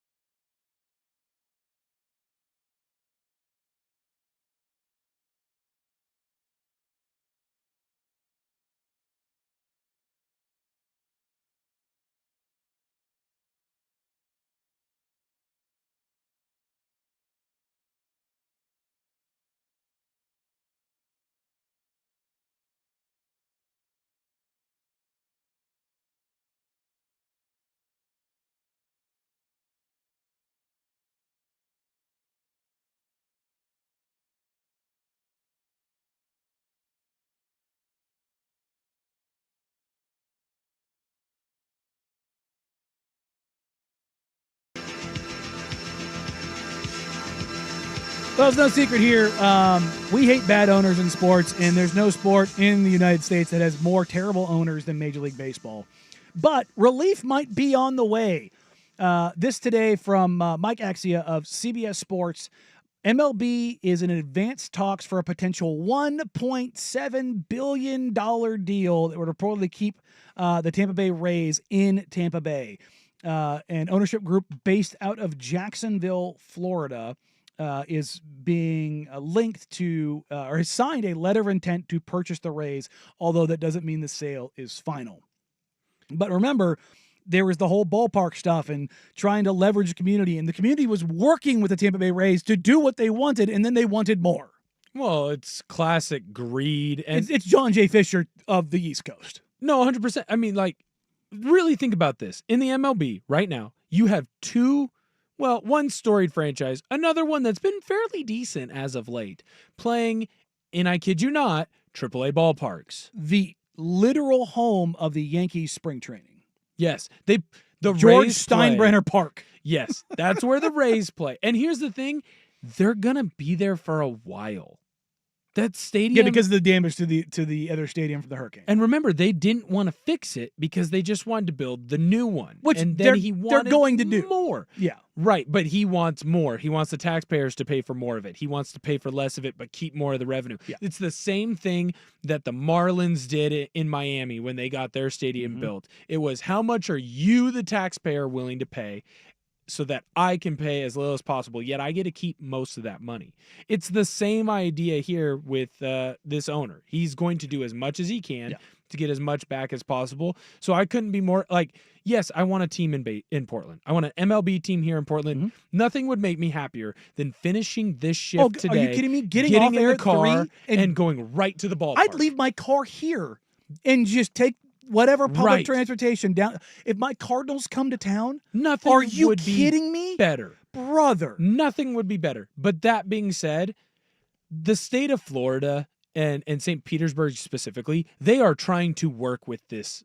They have a $1.3 million deal done, or $1 billion deal done for a stadium. Like, the mayor, the city council, like, everybody's on board. They want this to happen. They deserve to have them. So I'm glad that he's getting out, it looks like, and they're going to get an ownership group that is going to take care of Florida. Here's the crazy thing. So Stu Sternberg, his name is not as synonymous as John J. Fisher because he hasn't been an asshat for 25 years. It's only been, his asshattery only goes out 4 or 5 years. And he doesn't have a movie about him. No. And the other thing about it is, or a like, book. Yeah, the thing about the Rays are, like, they cycle up. Yeah. Like, do we not remember they had a run. Joe Madden? Do we not remember? Like, they run with Longoria. They were good. Like, there were multiple teams that were really good. The same can be said about the Marlins. They win titles. Remember Dontrell Willis, guys? They win titles, and then they sell it all off. Then they come back 15 years later, win a title, sell it all off. Like, Miggy Cabrera, like, yeah, I mean... And the thing is, Major League Baseball wants baseball in Florida because who doesn't want to go to baseball in Florida? Right. And it's a state that you have to dominate. It's so big. There's so many different fans that are down there. It's obviously highly populated. Loosely fans. Well, again, they get a little bit of the California treatment, especially LA, where it's like, hey, when you're winning, they all care, but when you're not, they don't. But at the same time, you need to dominate that. You need to dominate California, you need to dominate New York, you need to dominate Texas, and you need to dominate Florida. Like, those are the states you need to take care of. And then Boston, if you have a team there, they're just going to love it anyways. But if you can dominate those 4 areas, you are going to be successful. And right now, the Rays, you need a new ownership group in there so that way you can kind of bring them back to where they need to be. You can't have 2 teams in AAA ballparks. No. And here's the crazy thing. Stu Sternberg bought the Rays in 2004 for $200 million. Nice investment. Good for him. And again, we aren't talking about a guy who bought a team like Paul Allen bought the Blazers for, was it 70 million, 75 million? That's in it? In 88. What a steal. And it will sell for at least 4, maybe 4.5. That's a hell of an investment. But again, this is a guy who bought a team almost 20 years later in baseball. While the valuations are certainly smaller, buying it for 200 and selling it for 1.7, whoa nilly. Yeah, I'm not great at math, but something tells me that you did pretty good on that come up. Your ROI, pretty good there. Yeah, shoot, I need to get into investing like that. I'm over here buying stocks like an idiot. But this is a good deal for if you're a Rays fan, if you're a baseball fan, you're getting rid of another really crappy owner. Yeah, and that's what these 1 down, 5 to go. Right, and that's what these sports, and I understand that the commissioners work for the owners, and owners don't necessarily want to run owners out Unless until they have to because See Sterling Donald. right, well, slippery slope. If you you open run the door for someone one guy out, you can are get you run gonna out. do it for you, right? But there comes a point in time where you are not doing what's best for the league. We are a community, we are a society where we have to work together. And especially with these ownership groups, you need to work together so that you're not being bad-mouthed. And baseball, I feel like, over the last 4 or 5 years, and maybe I'm just drinking too much of the Colin Cowherd Kool-Aid, but I do think baseball is on the rise in popularity. I think people like the game. Yeah. The changes that have been made have all been home runs. 100%. Not to make the joke, but like they've riveting success. You're getting the average fan in. Yes. And you have a lot of stars in big key markets that people want to pay attention to. And Florida can be one of those markets where when they are doing well, see the NHL, people seem to care and tune in a little bit more, right? And so can you get a new owner in there that's going to not just be god awful? And like the bar pay. isn't that high. Just not be god awful. Just try. Yeah. Just try. Don't run it like you're trying to. Or the Pirates or the Reds or hell, the Mariners. Right. Don't run it also like you're trying to squeeze every last little bit of monetary value out of it. Understand that you are going to make money, but it's also almost don't impossible be afraid to spend. not make money. Yes. 100%. You don't need to make every single dollar. Greed isn't always good. I've seen the trailer to Wall Street. There you go. All right, mild programming note, Dave Bartu was indeed listening in our last college football segment. He will join us at 2:30 to dive deeper into that transfer data that I was talking about. He texted me and said, I'll read his text. I'm sure he's okay with this. He says, I've got all the transfer data over 23 to 25. I can show you the shifts, not only total, but pre and post spring numbers. So we can get the actual data behind what's been the driving force of college football over the last couple of years. But coming up next, we have our worst day on the web. And if you're woken up and found out that you're married? Not yet. No. Not yet. You're hoping for it. But it happened to one guy. Depends on who she why is. the hell this happened? We'll get to that next. But first, here's the Big Kahuna with Sports on Update. That's that Hawaiian burger joint. Now, from the George McCoy at Warren Allen Sports Desk, a Sports Center update on 1080 The Fan. This update brought to you by Laurelhurst Market Steakhouse and Butcher Shop, a great spot for any occasion. And don't forget, you save 10% on your Butcher Shop order when you dine in. Menus and more at laurelhurstmarket.com. First on the Fan, head coach Rick Carlisle said this morning the Pacers preparing for the possibility of not having Tyrese Halliburton for Thursday's Game 6 in Indianapolis. Halliburton suffered what is reported to be a strained right calf in the Game 5 loss to the Thunder. Mariners and Red Sox in a rubber match this afternoon at T-Mobile Park. The Mariners remain second in the AL West, 4.5 games back of the Astros. It's the bottom of the second, and the Mariners are trailing the Red Sox 1-0 thanks to a Marcelo Meyer solo shot off the a Marcelo Meyer solo shot off of Luis Castillo in the top of the second. And over in the NFL, the Ravens signing former Packers cornerback Jair Alexander, reportedly 1 year, up to $6 million. Alexander and Lamar Jackson were college teammates at Louisville. More sports scores and stories in 30 minutes. I'm Jeff Rust from the George McCoy at Warren Allen Sports Desk. Hurt and missing work. Insurance companies acting like jerks. Don't call your mom. Call George McCoy at warrenallen.com. The Hot Corner, now in its new time. Tuesdays at 7 after Isaac and Soup on Portland's sports leader, 1080 The Fan.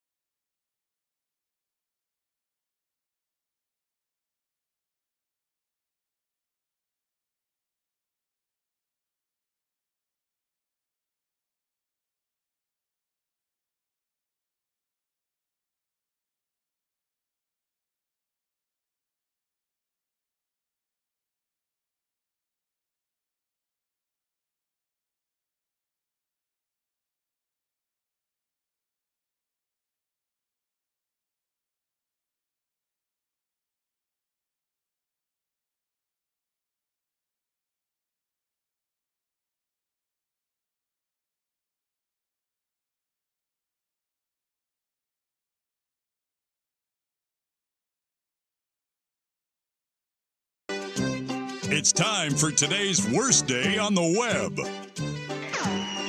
With Danny and Dusty on Odyssey and 1080 The Fan. That sucks. Well, there's surprises and there's surprises. This comes from Beverly Hills, Texas. The famous Beverly Hills that everybody knows and loves in Texas. The redheaded stepchild of the other. Well, Texas is older, so maybe they had it first. You think that's possible? I think it's probably pretty likely, to be honest. But it's also kind of funny because if you've ever been to Texas, they don't have hills. Yeah, so why are There's there hills on Beverly Hills? the border? That's about the state of the hills in Texas. Not to derail this segment, but I do find it hilarious, and we do this too, where you take like a bigger named city and you have a bad name for that state. So my example of this would be like Dallas, Oregon, or Paris, Texas, if you will. Beverly Hills, Idaho. Moscow, Idaho. Portland, Oregon. Yeah, but we're bigger now, so we kind of better one. run. Sure, but I mean, that was well established. I mean, here's another one. It was established first. New but we York improved. was yeah. New York. Yeah. Well, wasn't it Amsterdam at one point? It was New Amsterdam. Was that New York? I don't know. There was. That might have been like one of the possibilities when they were naming the city, but I was gonna say I know when the Dutch settled, there was a Amsterdam, a New Amsterdam sense. type deal. But yeah, we're not very ingenious with our. We're not very names. original. No, it's not something we do. We So, do often. The city of Beverly Hills, Texas, was incorporated in 1939.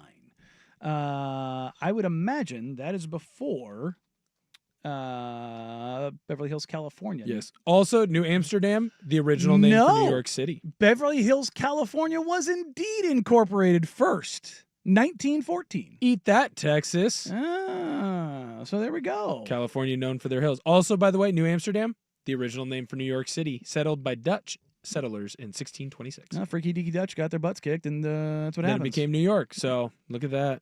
But this story from Beverly Hills, Texas, a 36-year-old Texas woman is being held on felony stalking charges because she held a wedding without the groom present. Now, there was a clergy, religious, anointed, whatever figure got their marriage degree online, or marriage blessing thing online, that greenlit this, and that name is being withheld. I'm sure he's going to be wrapped up in some hell. This rocks. The Beverly Hills police chief in Beverly Hills, Texas, was contacted by a 42-year-old man last Friday who said he found a package from his ex-girlfriend. This woman was indeed his ex-girlfriend, that included a copy of his marriage certificate showing he was indeed married. The victim told police he had a relationship with the suspect and they had gotten a marriage license around June 2nd, but had broken up before the wedding took place. The chief said the investigation determined that the woman had convinced a pastor to certify the marriage without the groom being present. How the hell does that happen?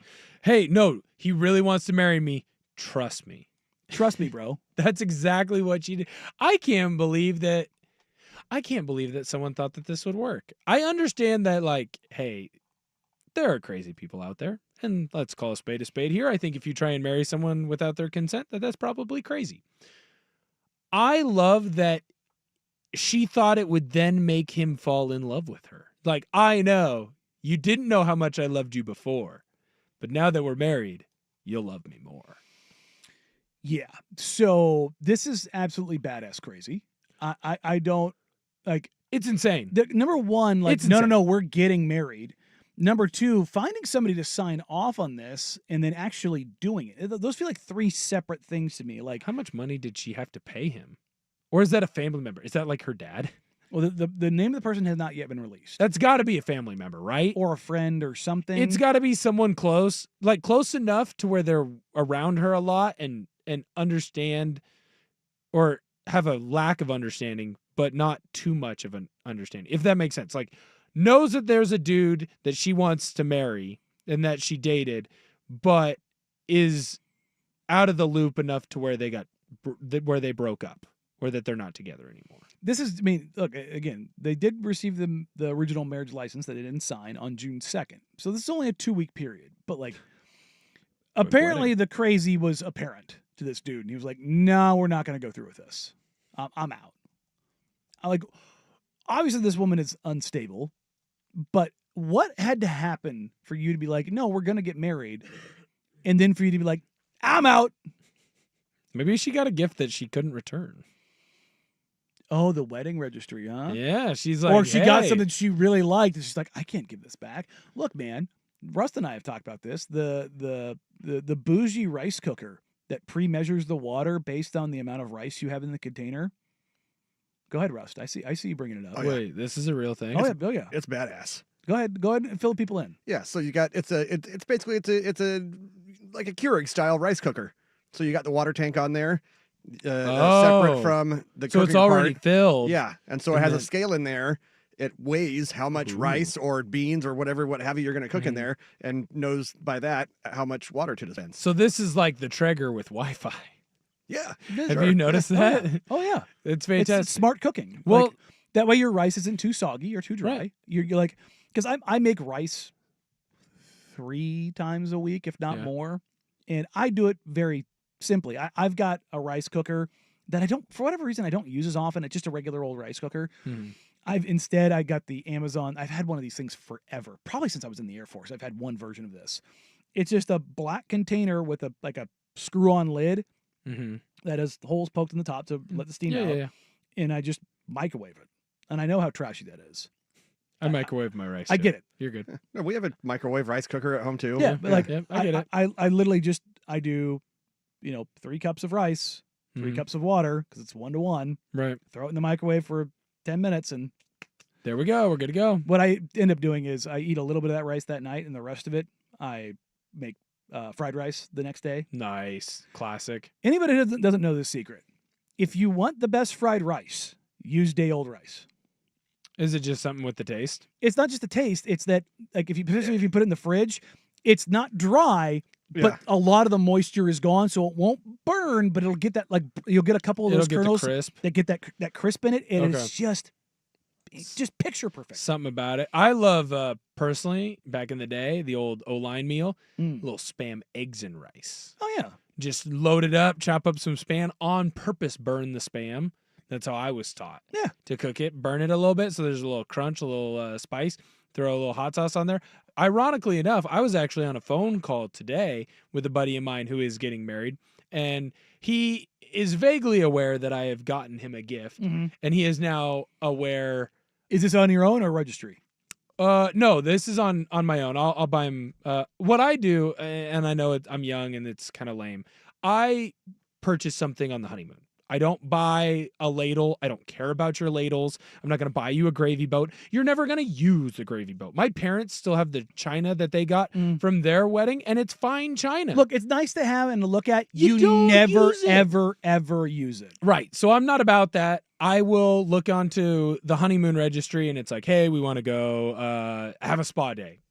I'll buy that. Or there you go. Hey, we want to have a massage on the beach. Boom. Throw down $50. I've never seen the $100 to take care of that.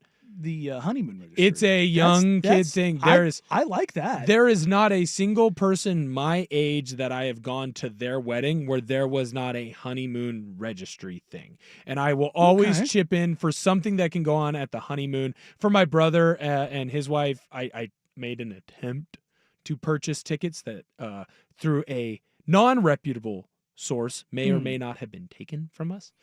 We did get the money back. Yeah, I'm really mad about it still.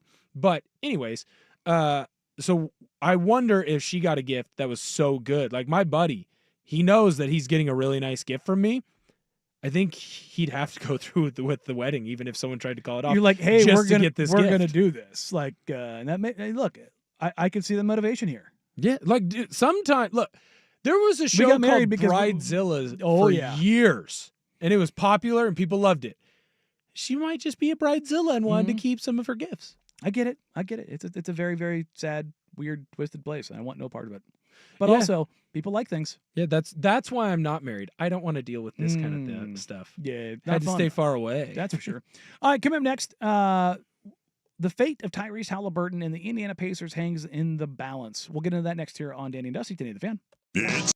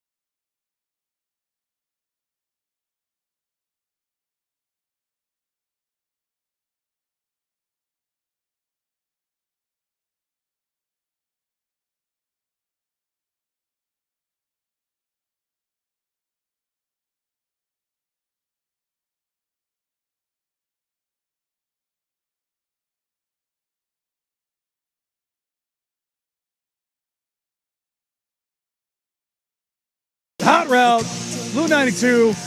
James Tarania with breaking news less than a minute ago. The Los Angeles Lakers are being sold.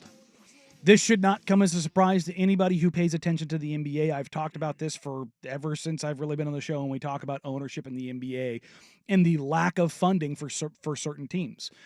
Jeannie Buss and the ownership group there, they have sold off parts of the team through multiple different, not necessarily eras, but periods. Jeannie Buss and the Buss family, while Dr. Buss bought into the team and took it to the glorious runs that it had, particularly with the infusion of Magic Johnson after obviously the Kareem years, or during the Kareem years, as it were. But they do not have the cash flow necessary to compete. Around the NBA, it was always the joke of the broke boy Lakers. They make more money than God. They have $100+ million television deal with Spectrum Sports. It shatters every other regional rights fee that any team has. I had somebody in the NBA world told me when I brought up $100 million, he's like, it's more than that. But you can safely say it's $100 million. I've heard up to like $130 million a year. Wow. Because that's how big the brand is. They're the Los Angeles Lakers are the biggest brand of basketball in the world. Oh, 100%. Bar none, not even close. Nobody comes close. You can go anywhere in the world and find a Kobe Bryant or a Shaquille O'Neal or LeBron James jersey with the Lakers. Like, it is what it is. And now with Luka Doncic being the face of the Lakers, now it's really expanded. Big deal. I would imagine, because I believe the valuation on the Lakers was a roughly 9.5 on the last one. If they sold, she's selling a majority stake, is she selling all of it? Right? Because if you say majority stake, she's going to hold on to it. She is still going to be the operating governor after the sale. I can never remember what the majority. I would assume she'd have to sell at least 51%. No, it's lower than that. This says 50%, but it's maybe it's the line for governorship. I think for governorship you have to have over 15%. Okay. So I think that's what it is. When you say majority stake, yes, it's 51%. But for governorship, you have to maintain a certain number. I think it's 15. I'll look it up during the break. I can't remember what it was. The number I was thinking of, it was not the Lakers. The valuation is higher on the Warriors because of playing in San Francisco in the brand new arena. They're at $9.4 billion. The Lakers are at $7 billion. Gotcha. But again, the Lakers are one of the most valuable sports franchises in the entire world. And I would imagine that if you're selling off 51%, let's just use that as the marker, that majority sale is probably $5.5 to $6 billion. Wow. I would imagine it's above market rate. So this is going to be the largest sale, right? Is this going to be the Celtics? Celtics was 6. So because she wants to maintain a partial ownership stake to continue to be it prints money. Right. That's why you don't want to sell all of it. No, 100%. That's why with some of the sales stuff with the Blazers, it's why it was smart for the Allens to wait. Don't sell it right away. Hold on to it as you're removing all the other aspects of his estate, right? When Paul died, Bert Cold and Jody Allen and the rest of that staff had to sell things off.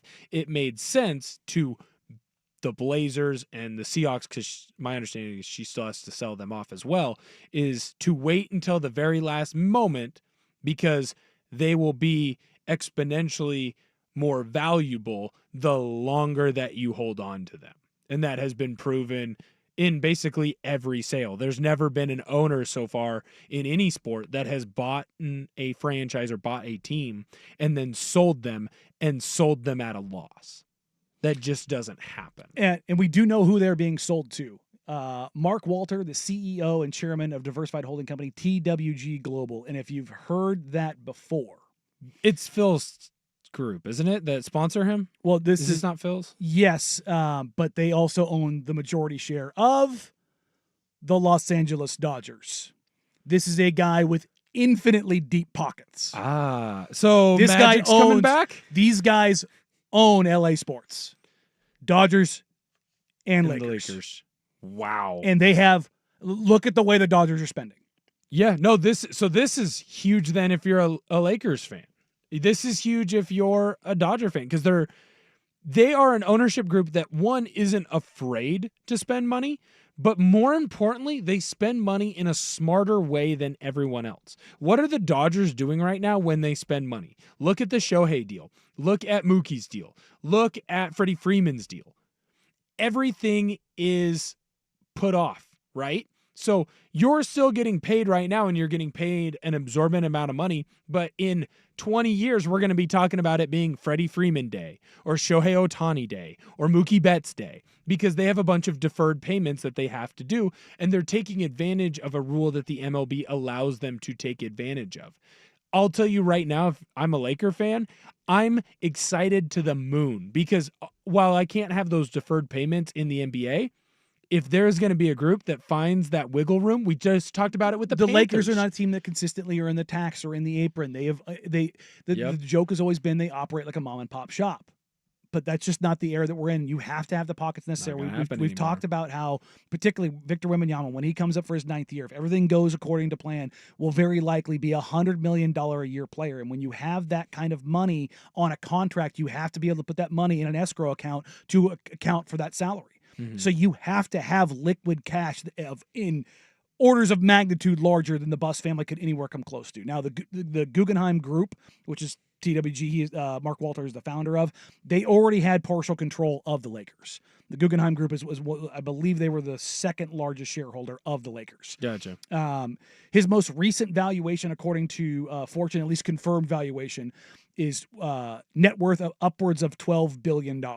And now there's other controlling partners in here. I believe there is a group from China that also has a stake in the Lakers as well, that has infinitely deep pockets. So you are now talking about the Lakers going from a mom and pop shop to a thoroughly motivated, very financially deep ownership group, and that should scare the living crap out of the NBA.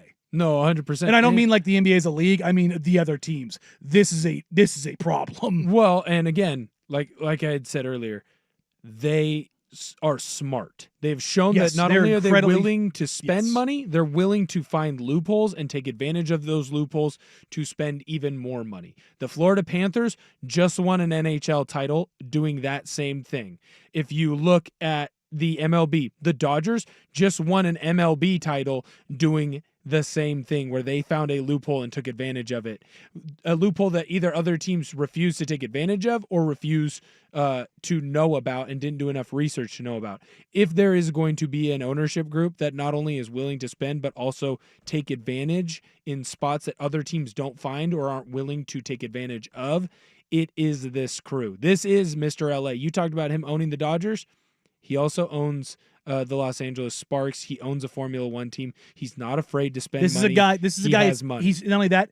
This is a sports guy who gets it. He hires the right people to run things and do things the way that they need to be done. He wants. If you were a Lakers Mr. fan LA right now, you should be ecstatic. Yep. And God, I hate this. God, I hate this. This is terrifying for the rest of the NBA, but it's very good for the NBA in that you have another owner who is going to write checks, who's going to push, who's going to do the things necessary to be competitive in the best market in the NBA. No, I think the most important question that we need to answer at the top of next hour: how does this affect LeBron's legacy? That'll get talked on the 4-letter here very quickly, I'm sure.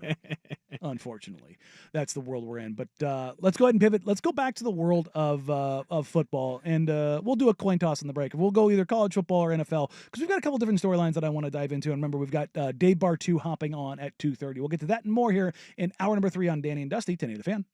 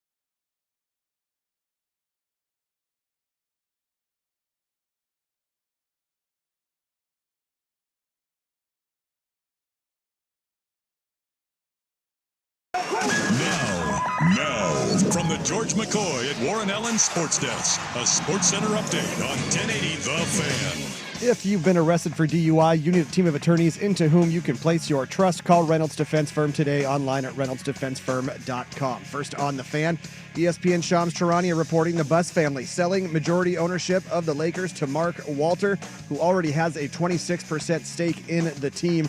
Jeannie Buss will remain in her role as governor after the sale. Head coach Rick Carlisle said this morning the Pacers preparing for the possibility of not having Tyrese Halliburton for Thursday's Game 6 in Indianapolis. Halliburton suffered what is reported to be a strained right calf in the Game 5 loss to the Thunder. Mariners and Red Sox in a rubber match this afternoon at T-Mobile Park. The Mariners still second in the AL West, 4.5 games back of the Astros. Currently tied at, the Red Sox must have just hit a 2-run homer or something, because now on the top of the fourth, it is 3-1 Mariners. That one Mariners run, a Randy Arozarena scores on a Garrett Crochet wild pitch. Let's see if the internet here will refresh in time. Trevor Story with a 2-run shot for Boston to take a 3-1 lead. Over in the NFL, the Ravens signing former Packers cornerback Jair Alexander, reportedly 1 year worth up to $6 million. Alexander and Lamar Jackson, college teammates at Louisville. More sports scores and stories in 30 minutes. I'm Jeff Rust from the George McCoy at Warren Allen Sports Desk. Hurt and missing work, insurance companies acting like jerks. Don't call your mom. Call George McCoy at warrenallen.com. Do it every morning. Dirt and Spray. Weekdays 6 to 9 a.m. on Portland's sports leader, 1080 The Fan. Danny Meringue. I found 2 empty bottles of a particularly decent Chateau Noir Bordeaux 57 in your rubbish. Dusty Hera. You went through my garbage? This is Danny and Dusty on the Odyssey app. I find it particularly offensive that you use them to wash down an order from something called Macho Taco. And Portland's sports leader, 1080. I would never drink a Bordeaux with a Macho Taco. The Fan. It was a burrito machisimo. Hour number 3 here on a Wednesday on Danny and Dusty. Whether you're listening along on 1080 AM, watching along on youtube.com/1080am the fan, or twitch.tv/1080am the fan, we appreciate you. We love you. Thank you for hanging out with us. Wonderful, wonderful Wednesday. We'll be joined at the bottom of the hour by Dave Bartu to talk some college football and some trends and patterns that are emerging in the college football world. And we're going to continue the conversation we had last segment about the Lakers being sold, because this is actually a huge deal. But first, your local Toyota dealers present the 11th annual Fan Golf Classic at Langdon Farms Golf Course, brought to you by Henderson & Daughter Windows and Doors and Philbrook Law Accident and Injury Lawyers. Time is indeed running out. You need to get your foursomes in by Sunday. That is the cutoff. So you have 5 days, I swear, including today, to get it done. There is a handful of morning rounds left. That is it. Afternoon is gone. And if you're there in the morning, you get the Victorino's breakfast burritos with the best combination of breakfast burrito and red sauce on the planet. It is phenomenal. I have found that if I'm going to have an early golf round, I love a breakfast burrito. It is the best pre-golf, early golf meal you could have. It is phenomenal. It's so good. I had to have a conversation with the people of Victorino's. Their store is too close to my house. That's and it, as someone who's constantly worrying about weight, I can't have delicious food that close to me. I need like particularly a garden salad. Right. It's too delicious. It's too good. We need either I need to move or they need to move. They can't have that good food too close to me. And if you're in the morning or the afternoon flight, you will have Matt's Barbecue catering you in the Red Shed after you get out there, and just play the best golf of your life, certainly, at Langdon Farms Golf Course. We'll have you covered there. Toyota sponsoring a hole-in-one challenge on the 13th hole. All of us will be out there at the clown hole, or as I've heard some people call it, the nipple hole. I heard it was the turtle hole. There you go. Did it get some changes to it? I don't know, but is there now another bump in it? It's the par 3 6th. We'll have the tents out there with the all of the beverages of sorts. We'll be out there having a grand old time. It's one of my favorite events of the year. I love that day. I clear it out on my calendar appropriately to make sure we're covered. That's just the way of the world as it pertains to that. And then 24 hours later, we'll have the NBA draft. So it's going to be a packed 48 hours. So if you are interested, you need to get in now if you want to grab one of the last couple spots here. Go to 1080thefan.com and click on the Fan Golf Classic and get in there. Breaking news in the last segment from Shams Charania of ESPN. The Los Angeles Lakers are being sold the majority share are being sold to a group led by Mark Walter, the CEO and chairman of TWG Global. For those that are unaware, they already had a 26% stake in the team that I was talking about with Guggenheim, and Ramona Shelburne has it as they had the right of first refusal as a part of this process. So this was always going to be heading down this path one way or the other. Mm-hmm. And so now, if you're not aware, Mark Walter is the owner and chairman of the group that owns the Los Angeles Dodgers, the Los Angeles Sparks, and a Formula One team. All are and have been successful. Yes, and the professional, it doesn't say he owns a team. I think he owns the league for the Professional Women's Hockey League, which seems to be successful-ish. Look, he's a guy who's not afraid to spend money, but he's also... They hire the right people. He spends money like he's Uncle Stevie with the Mets, yet he maximizes his dollars like he's Billy Bean with the A's. So you have the best of both worlds in a guy who cares about sports, cares about being popular in sports, and if you're LA, it's a guy who gets LA sports clearly, right? He owns 3 LA-based teams, and he's been highly successful with both of those teams, right? He's gone out and gotten stars for the MLB team. He's gotten WNBA stars for the women's basketball team. He's been a part of this organization in the Lakers for quite a while. Holy crap. We have the largest valuation sale of a sports team in What's world the number? history. What's the number? Take a guess. Take a guess? Well, if you're saying that, we didn't get to double digits on the Billies, did we? We got to double digits on the Billies? Are we going 10.5? $10 billion. Oh my gosh. Wow. That's like 39 years. Look, I said the valuation was 7, but it was going to be probably 9.5. Well, you always overpay. And is he now getting full, like, sole ownership stake? This is the $10 billion valuation. Oh, okay. So he's not paying $10 billion. No. So I this misunderstood. is a tweet from Shams. Mark Walters entered an agreement to purchase majority ownership of the Lakers and the Buss family for a valuation of approximately $10 billion.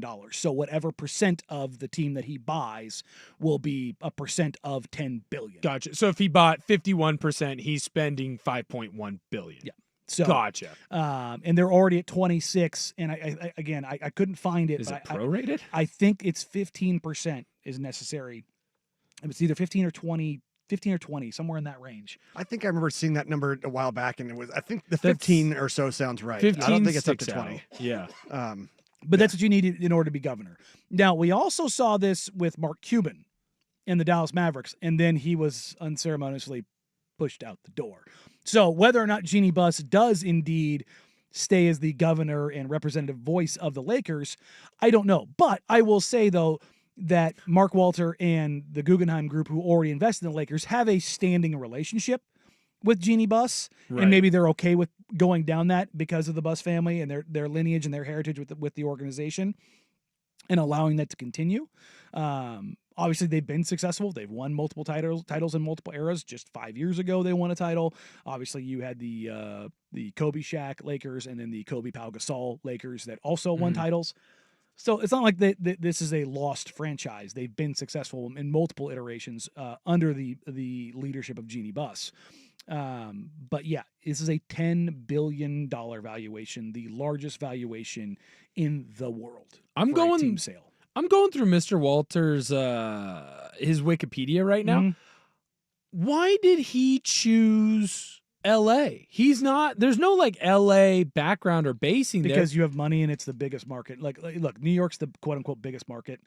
L.A. is the brand of sports.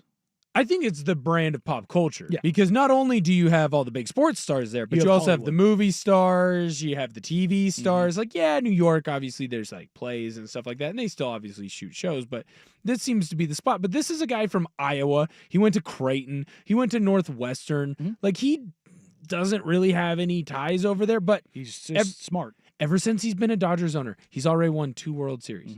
He was a part of Andretti Racing, which if you don't know anything about the Andrettis, they're really That is freaking good at racing. racing. They're the #1 family. He He owns the Cadillac Formula One team. I don't know if that's good or not. I don't watch Drive to Survive. I'll text my brother and figure out if that's halfway decent. He's been a part of your basketball team since basically your last title, right? And even though he didn't get a ring with that crew, he understands the inner workings, right? He understands how the business is done and how he can maximize it or hire people to maximize it. He literally owns a professional league. Oh, and by the way, he's a part of two of the better soccer entities. He's a part of Chelsea and he's part of RC Stratsboro. So this guy, this is the best case scenario for Laker fans. And I hate everything about it. Has a sports team had a better 6 months than the Lakers without winning a title? Is this the best 6 months in the history of sports that a team could have without winning one? I mean, getting Luka gifted to you on a platter. And you got Luka for nothing. Yeah. And then you got AD's not nothing, but yeah, nowhere near the return that was necessary. I mean, we just saw you got Desmond Luka Bane. for pennies on the dollar. Yes, 100%. You got Luka for pennies on the dollar. You got a brand new owner who is the smartest owner in sports right now and one of the owners with deeper pockets, and he's a true sports guy. Who's been successful basically everything he touches. 100%. And you're going to trade Austin Reeves probably this offseason and get a great center back in return. I don't know how, but some way, somehow, Pelinka's going to fleece someone, and all of a sudden Wemby's going to be a Laker. Yeah, well, we're not going as that a far, center. for the love of God. Spurs would murder somebody. But yeah, like if you're this ownership group coming in, you're coming in at the best time because you're in between eras and you have a face of the franchise, face of the league type, and Luka Doncic. You're going to be able to do the LeBron highlight tour when he does decide to retire, and you're going to milk that for every penny it's worth. And you're going to usher in a new era. And this, again, I jokingly say this, but this is like it's not a dark time, but it is like, oh crap, if you're the rest of the league. Because the marquee organization, the flagship organization, honestly, your two flagship organizations, the Celtics and the Lakers, have been sold within a year of each other. The two most storied franchises, 17 and 18 titles. You're talking about 35 titles in your league's history. Those two franchises are turning over to ownership groups that have a metric crap ton of money coming from mom and pop shops, both the Grusbecks and the Buss families. Like, this is like those two teams and what they can do. Now, the Lakers ownership group has proven it in multiple ways in various sports and other entities, up, down, left, right, and everywhere in between. They win. And they have LA ties with the Sparks and with the Dodgers. Right, and they care. Now, to bring it back to a local perspective, what does this do for the Blazers? Does this up the Blazers at all? I think there's a possibility that it does because you're seeing these numbers that just keep going up and going up and going up. Like, if you're selling, now's a good time to sell because you've had now back-to-back record-breaking sales. Right. Actually, back-to-back-to-back when you talk about the Suns, the Celtics, and the Lakers. Like, valuations that were like, whoa. Now, I don't think this is going to bump the Blazers up from $4 to $5 billion. But 4.5? But does this bump them up to a solid 4.5? And that makes things interesting. Like, and the fact that this was just kind of quiet, and then boom is surprising and not surprising. But I would imagine this is the ownership version of the Orlando Magic making an offer to the Memphis Grizzlies they just couldn't refuse. That Walter and his group made an offer at a $10 billion valuation when just a few months ago the Lakers were valued at just over $7 billion. Right. Like, you basically gave them a 40% overvaluation to get this done and to start pushing forward, because you probably see that, again, not that a player matters in like a sale. Don't get me wrong, having a Luka, LeBron, a Giannis, a Jokic, it definitely does helps. It matters, but when you buy a franchise, you're looking at decades. Right. But I would imagine if you're looking around the league and you're looking at things right now and where things are at, like, if I'm ever going to get in, this certainly doesn't hurt. No, 100%. Well, and you're in a market too, again, like we talked about earlier, where it's never gone down. For the Blazers, the other question that I would have, does this kind of point to a possibility of it being extremely quiet on who does come in and buy the Blazers? You didn't hear anything about this. Now, the Celtics one, that was drawn out. You knew, hey, they were going to be selling, and you had an idea between a couple different buyers of, hey, it's going to be one of these people, right? Yes. is there a chance for the Blazers that all of a sudden we wake up tomorrow and, hey, we're not married like that one poor sucker from earlier in the show, but, hey, the Blazers have been sold? See, I feel like this one probably came out of nowhere because He's he was already an kind of a in-house part of candidate, it. and he did have the right of first refusal, Yeah. basically. So that's probably why we didn't hear a ton about it ahead of time. So I'm could guessing. So could it still, but is there still a way for it to still stay quiet with the Blazers? Like, is there, I know it's not going to be an in-house person, more than likely. Well, yes, but there's going to be, from the press release that we got, it will be a quasi-auction process that's going to be held by a third party. I don't know how quiet that'll be kept. I'm sure we'll start hearing some names. With the Celtics, you heard some names, and then again with the expansion in Seattle and Las Vegas, I have a pretty good idea of the teams, the groups that are locked in on those. Yeah. We've talked about it a lot. The ownership group for the Seattle Kraken is, I would put near the top of the list as the ownership group with other partners who are looking to get the Seattle franchise, which would be smart for them. Yeah, Same building, everything's you're run solidifying over. things much like Right. Walter is in LA with the Dodgers and Lakers. Right. You have the two biggest brands. It's what Paul Allen could have done in Portland. It's why people are frustrated with him never bringing in the hockey team. Yeah, and so it will be interesting. And then in Las Vegas, I read off Bill Simmons' tweet from 2022 the other day about, I can't wait for Rafael Devers to be traded for 5 prospects while Fenway Sports Group cuts payroll in anticipation of buying the Las Vegas franchise. Like, that's been like the worst kept secret in basketball, that Fenway Sports Group and LeBron James are going to be partners on the franchise in Las Vegas. Now, certainly somebody else could come over the top because,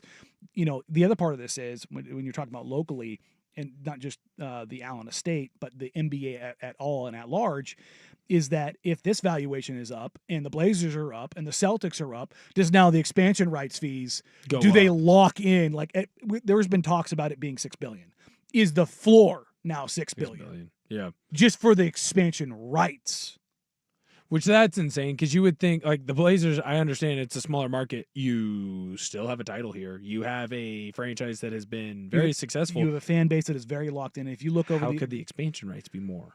And that's the thing, is like it gets very crazy and it starts limiting who gets into it. But also the NBA needs more deep-pocketed owners. Like, as I've talked about over and over again, you have this in the NFL. You have the Brown family, who they have basically the same net worth as Clay Bennett, who owns the Oklahoma City Thunder. It's roughly $600 million to $800 million, depending on what you look at. But they aren't like billions upon billions.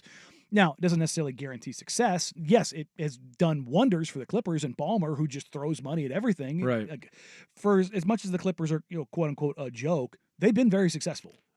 Under Steve Ballmer, 100%. Yes. And again, but they're successful not just because of his deep pockets, but because he's an owner that cares. Yes. It's why when the Blazers had a lot of their success, you had an owner who cared. Mm-hmm. And yes, he was willing to throw money at it, but he cared, and he got the right people in the right positions. You can also have somebody with all the money in the world that is nothing but a problem. See the Carolina Panthers. Right. I think the Cleveland Guardians, if I remember right, their owners are top 3 in the MLB.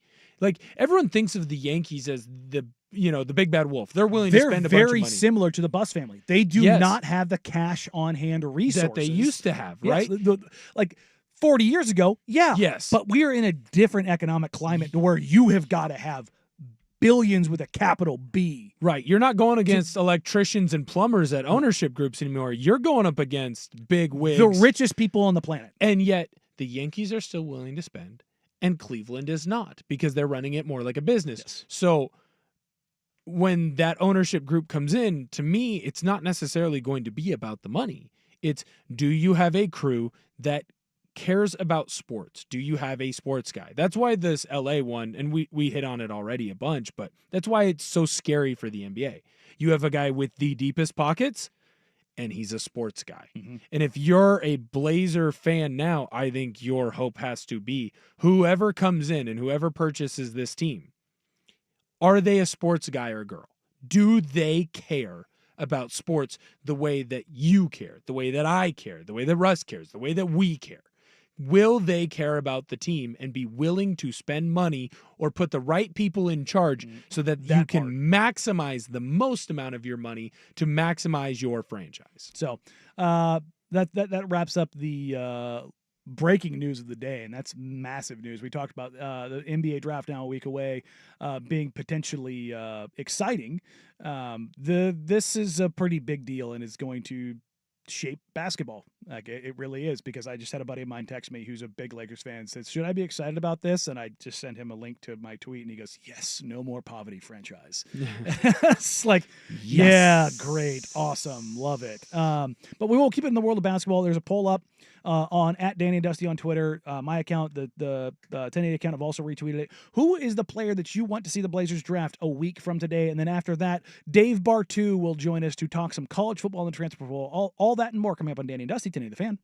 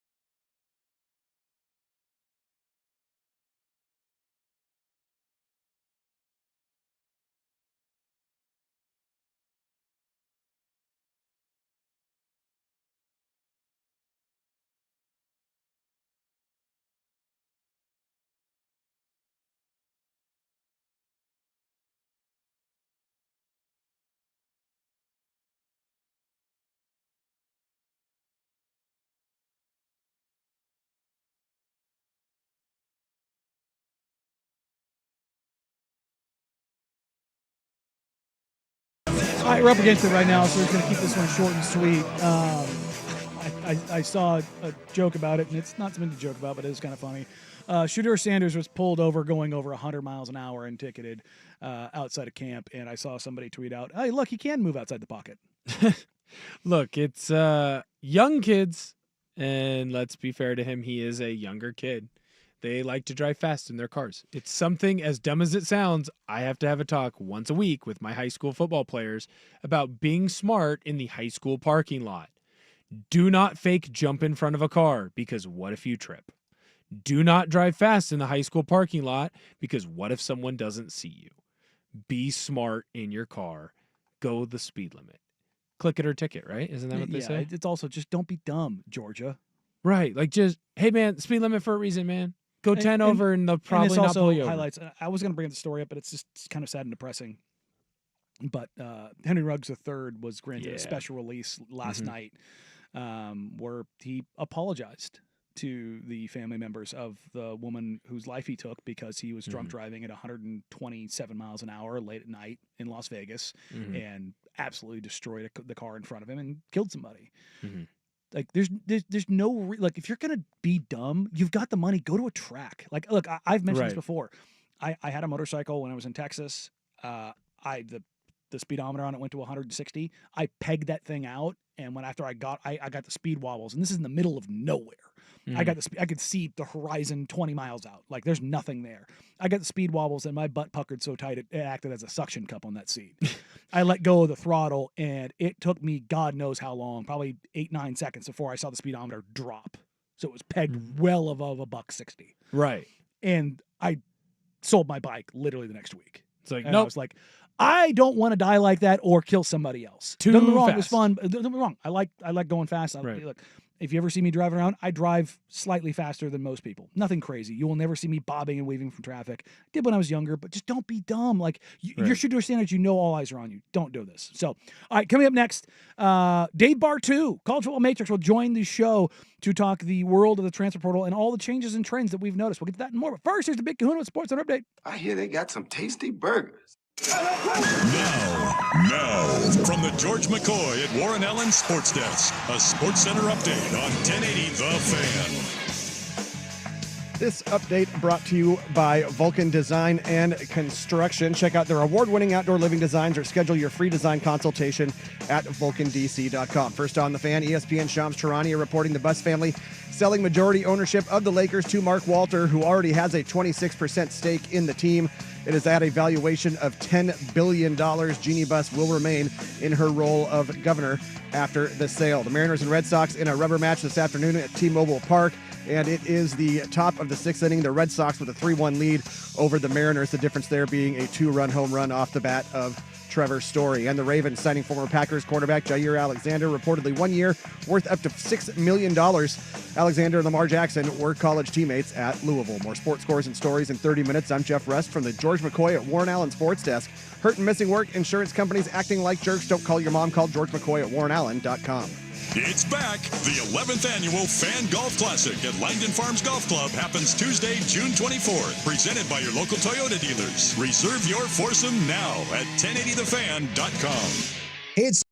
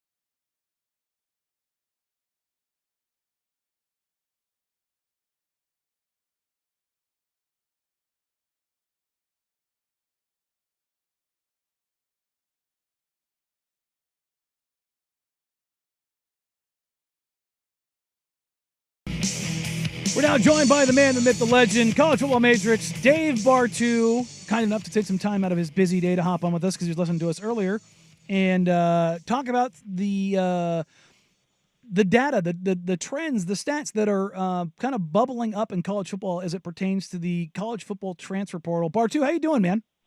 Dude, I am doing great. I'm doing great, man. It's been a little while, but man, it is a nice day out here in Forest Grove. I can tell you that.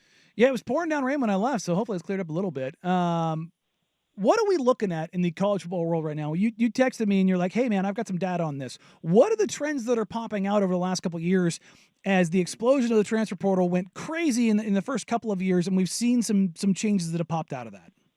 Well, there has been, and let me start by taking a look at from one of my perspectives, okay?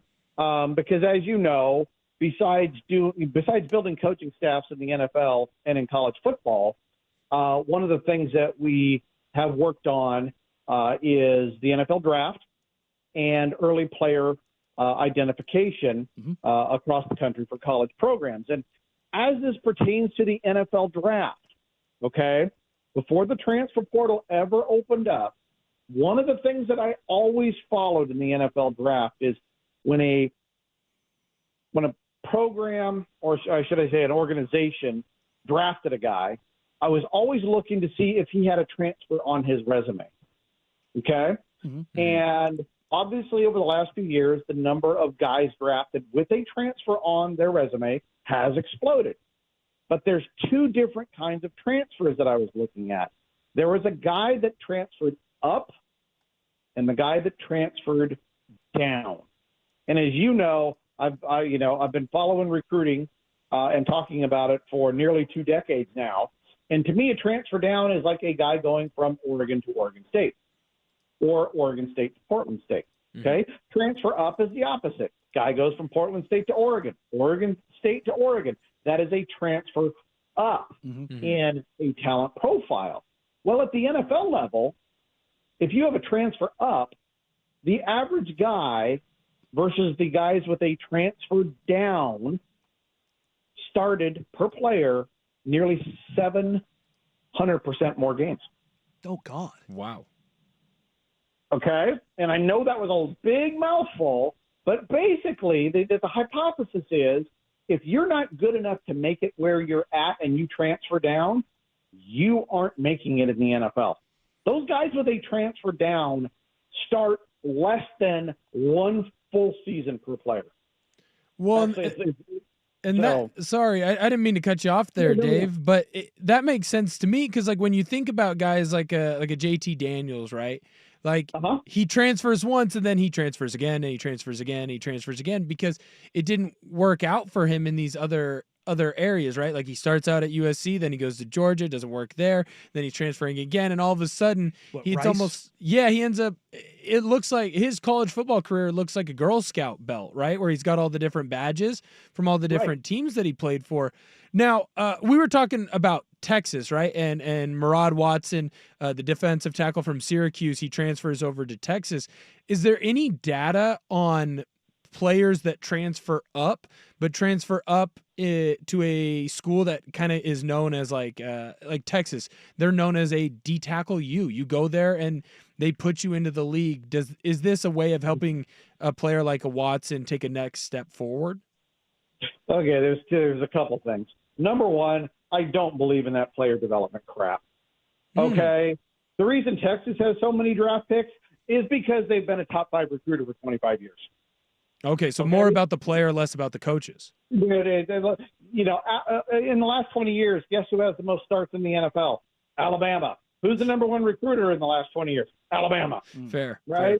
Who's number 2? Georgia. Guess who the number 2 recruiter is?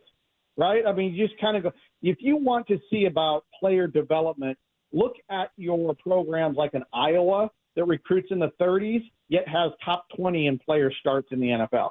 Okay? So I just want to get that out of the way for everybody listening.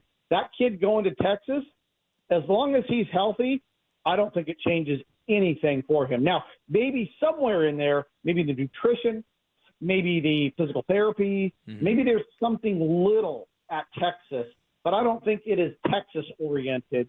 It is the quality of the overall program, the money they have. Now, it may get him more noticed. We do know that, 76% of everybody drafted over the last 20 years comes from a team above 500. Mm-hmm. So, to me, if you want to get drafted, if you want to improve the odds, get on a winning team. Mm-hmm. That's one of your first things, and it'll get them noticed. Now, with Texas, you're also going to a top 5 defensive coordinator. Pete Kwiatkowski is an excellent defensive coordinator. So not only are you going to get seen at Texas, Texas is going to pile up a lot of wins, but this is a defensive coordinator that knows how to run a defense. So if you're successful under him, I also think that helps a little bit. But ultimately, the number one thing in terms of production in the NFL, do you have the frame and do you have the athleticism? And if you don't have one or the other, you're never going to make it. So, but that's a great example of a guy that transferred up, Syracuse to Texas. That is a player that we're going to circle, and that to me is a good transfer for Texas. It's the down ones that concern me. And by the way, if you have any questions about any team, I have the last 3 years transfer up, transfer down right in front of me.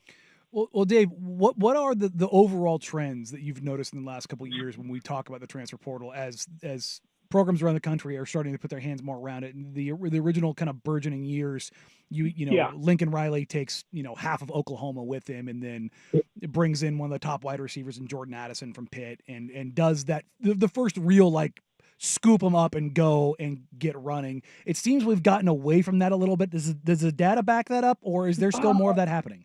It's still okay. So what I see, I would have thought by now that transfers have slowed down a little bit, right? We've had 3 years, but the number of transfers post spring ball has gone up every year for 3 years. Mm-hmm. So we're still not getting a lot of continuity. I would have thought that players would have been fleshed out more by spring, and that those numbers would start to drop. And so we're seeing a pretty consistent flushing out of players, maybe a little bit more each year.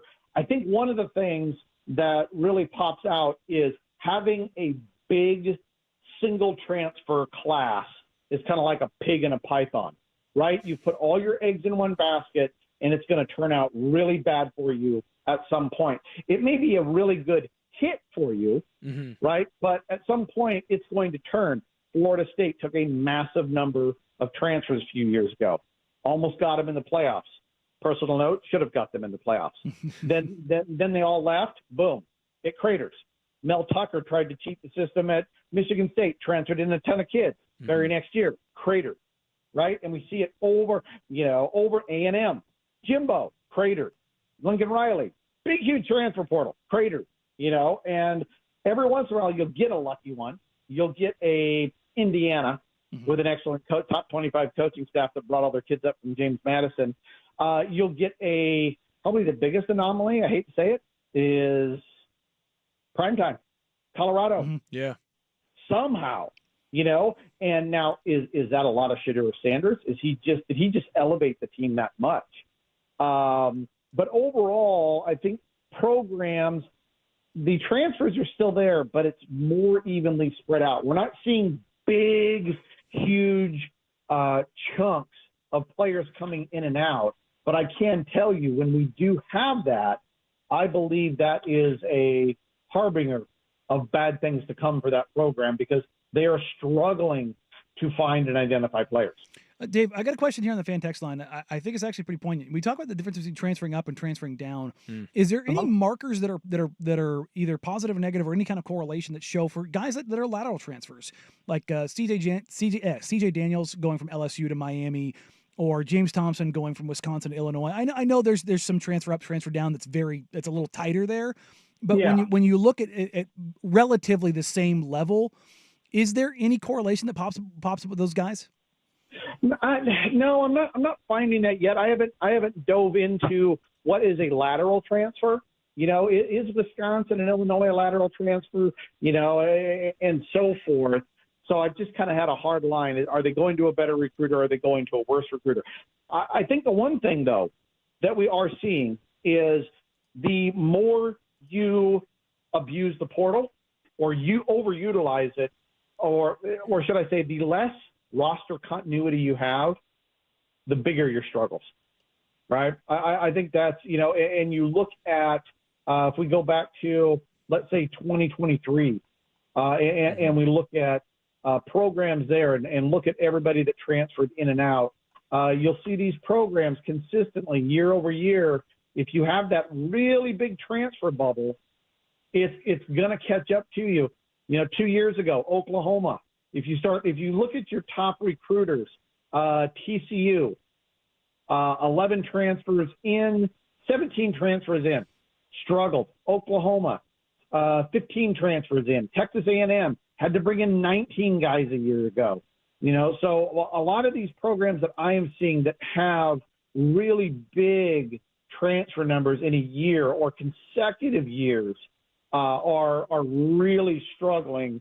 If I'm an Oregon fan, if I'm a Beaver fan, whoever's listening out there, I'm looking to see good transfers, trying to bring in starters to fill gaps, not to fill up a roster because we can't evaluate players and retain them.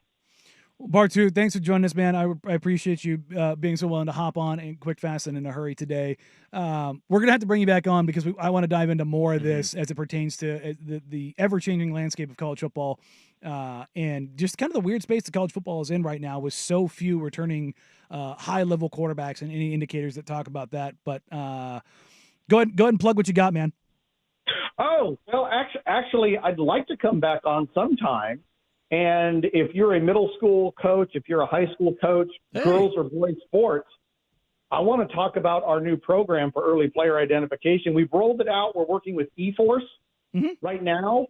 Bring the boys. And we're working with a bunch of programs. So I'd love to be able to come on and tell everybody in Oregon what we're doing to raise sports across the state. No, I'm 100% for that. Dave Bartu, thanks for taking some time, man. We appreciate you.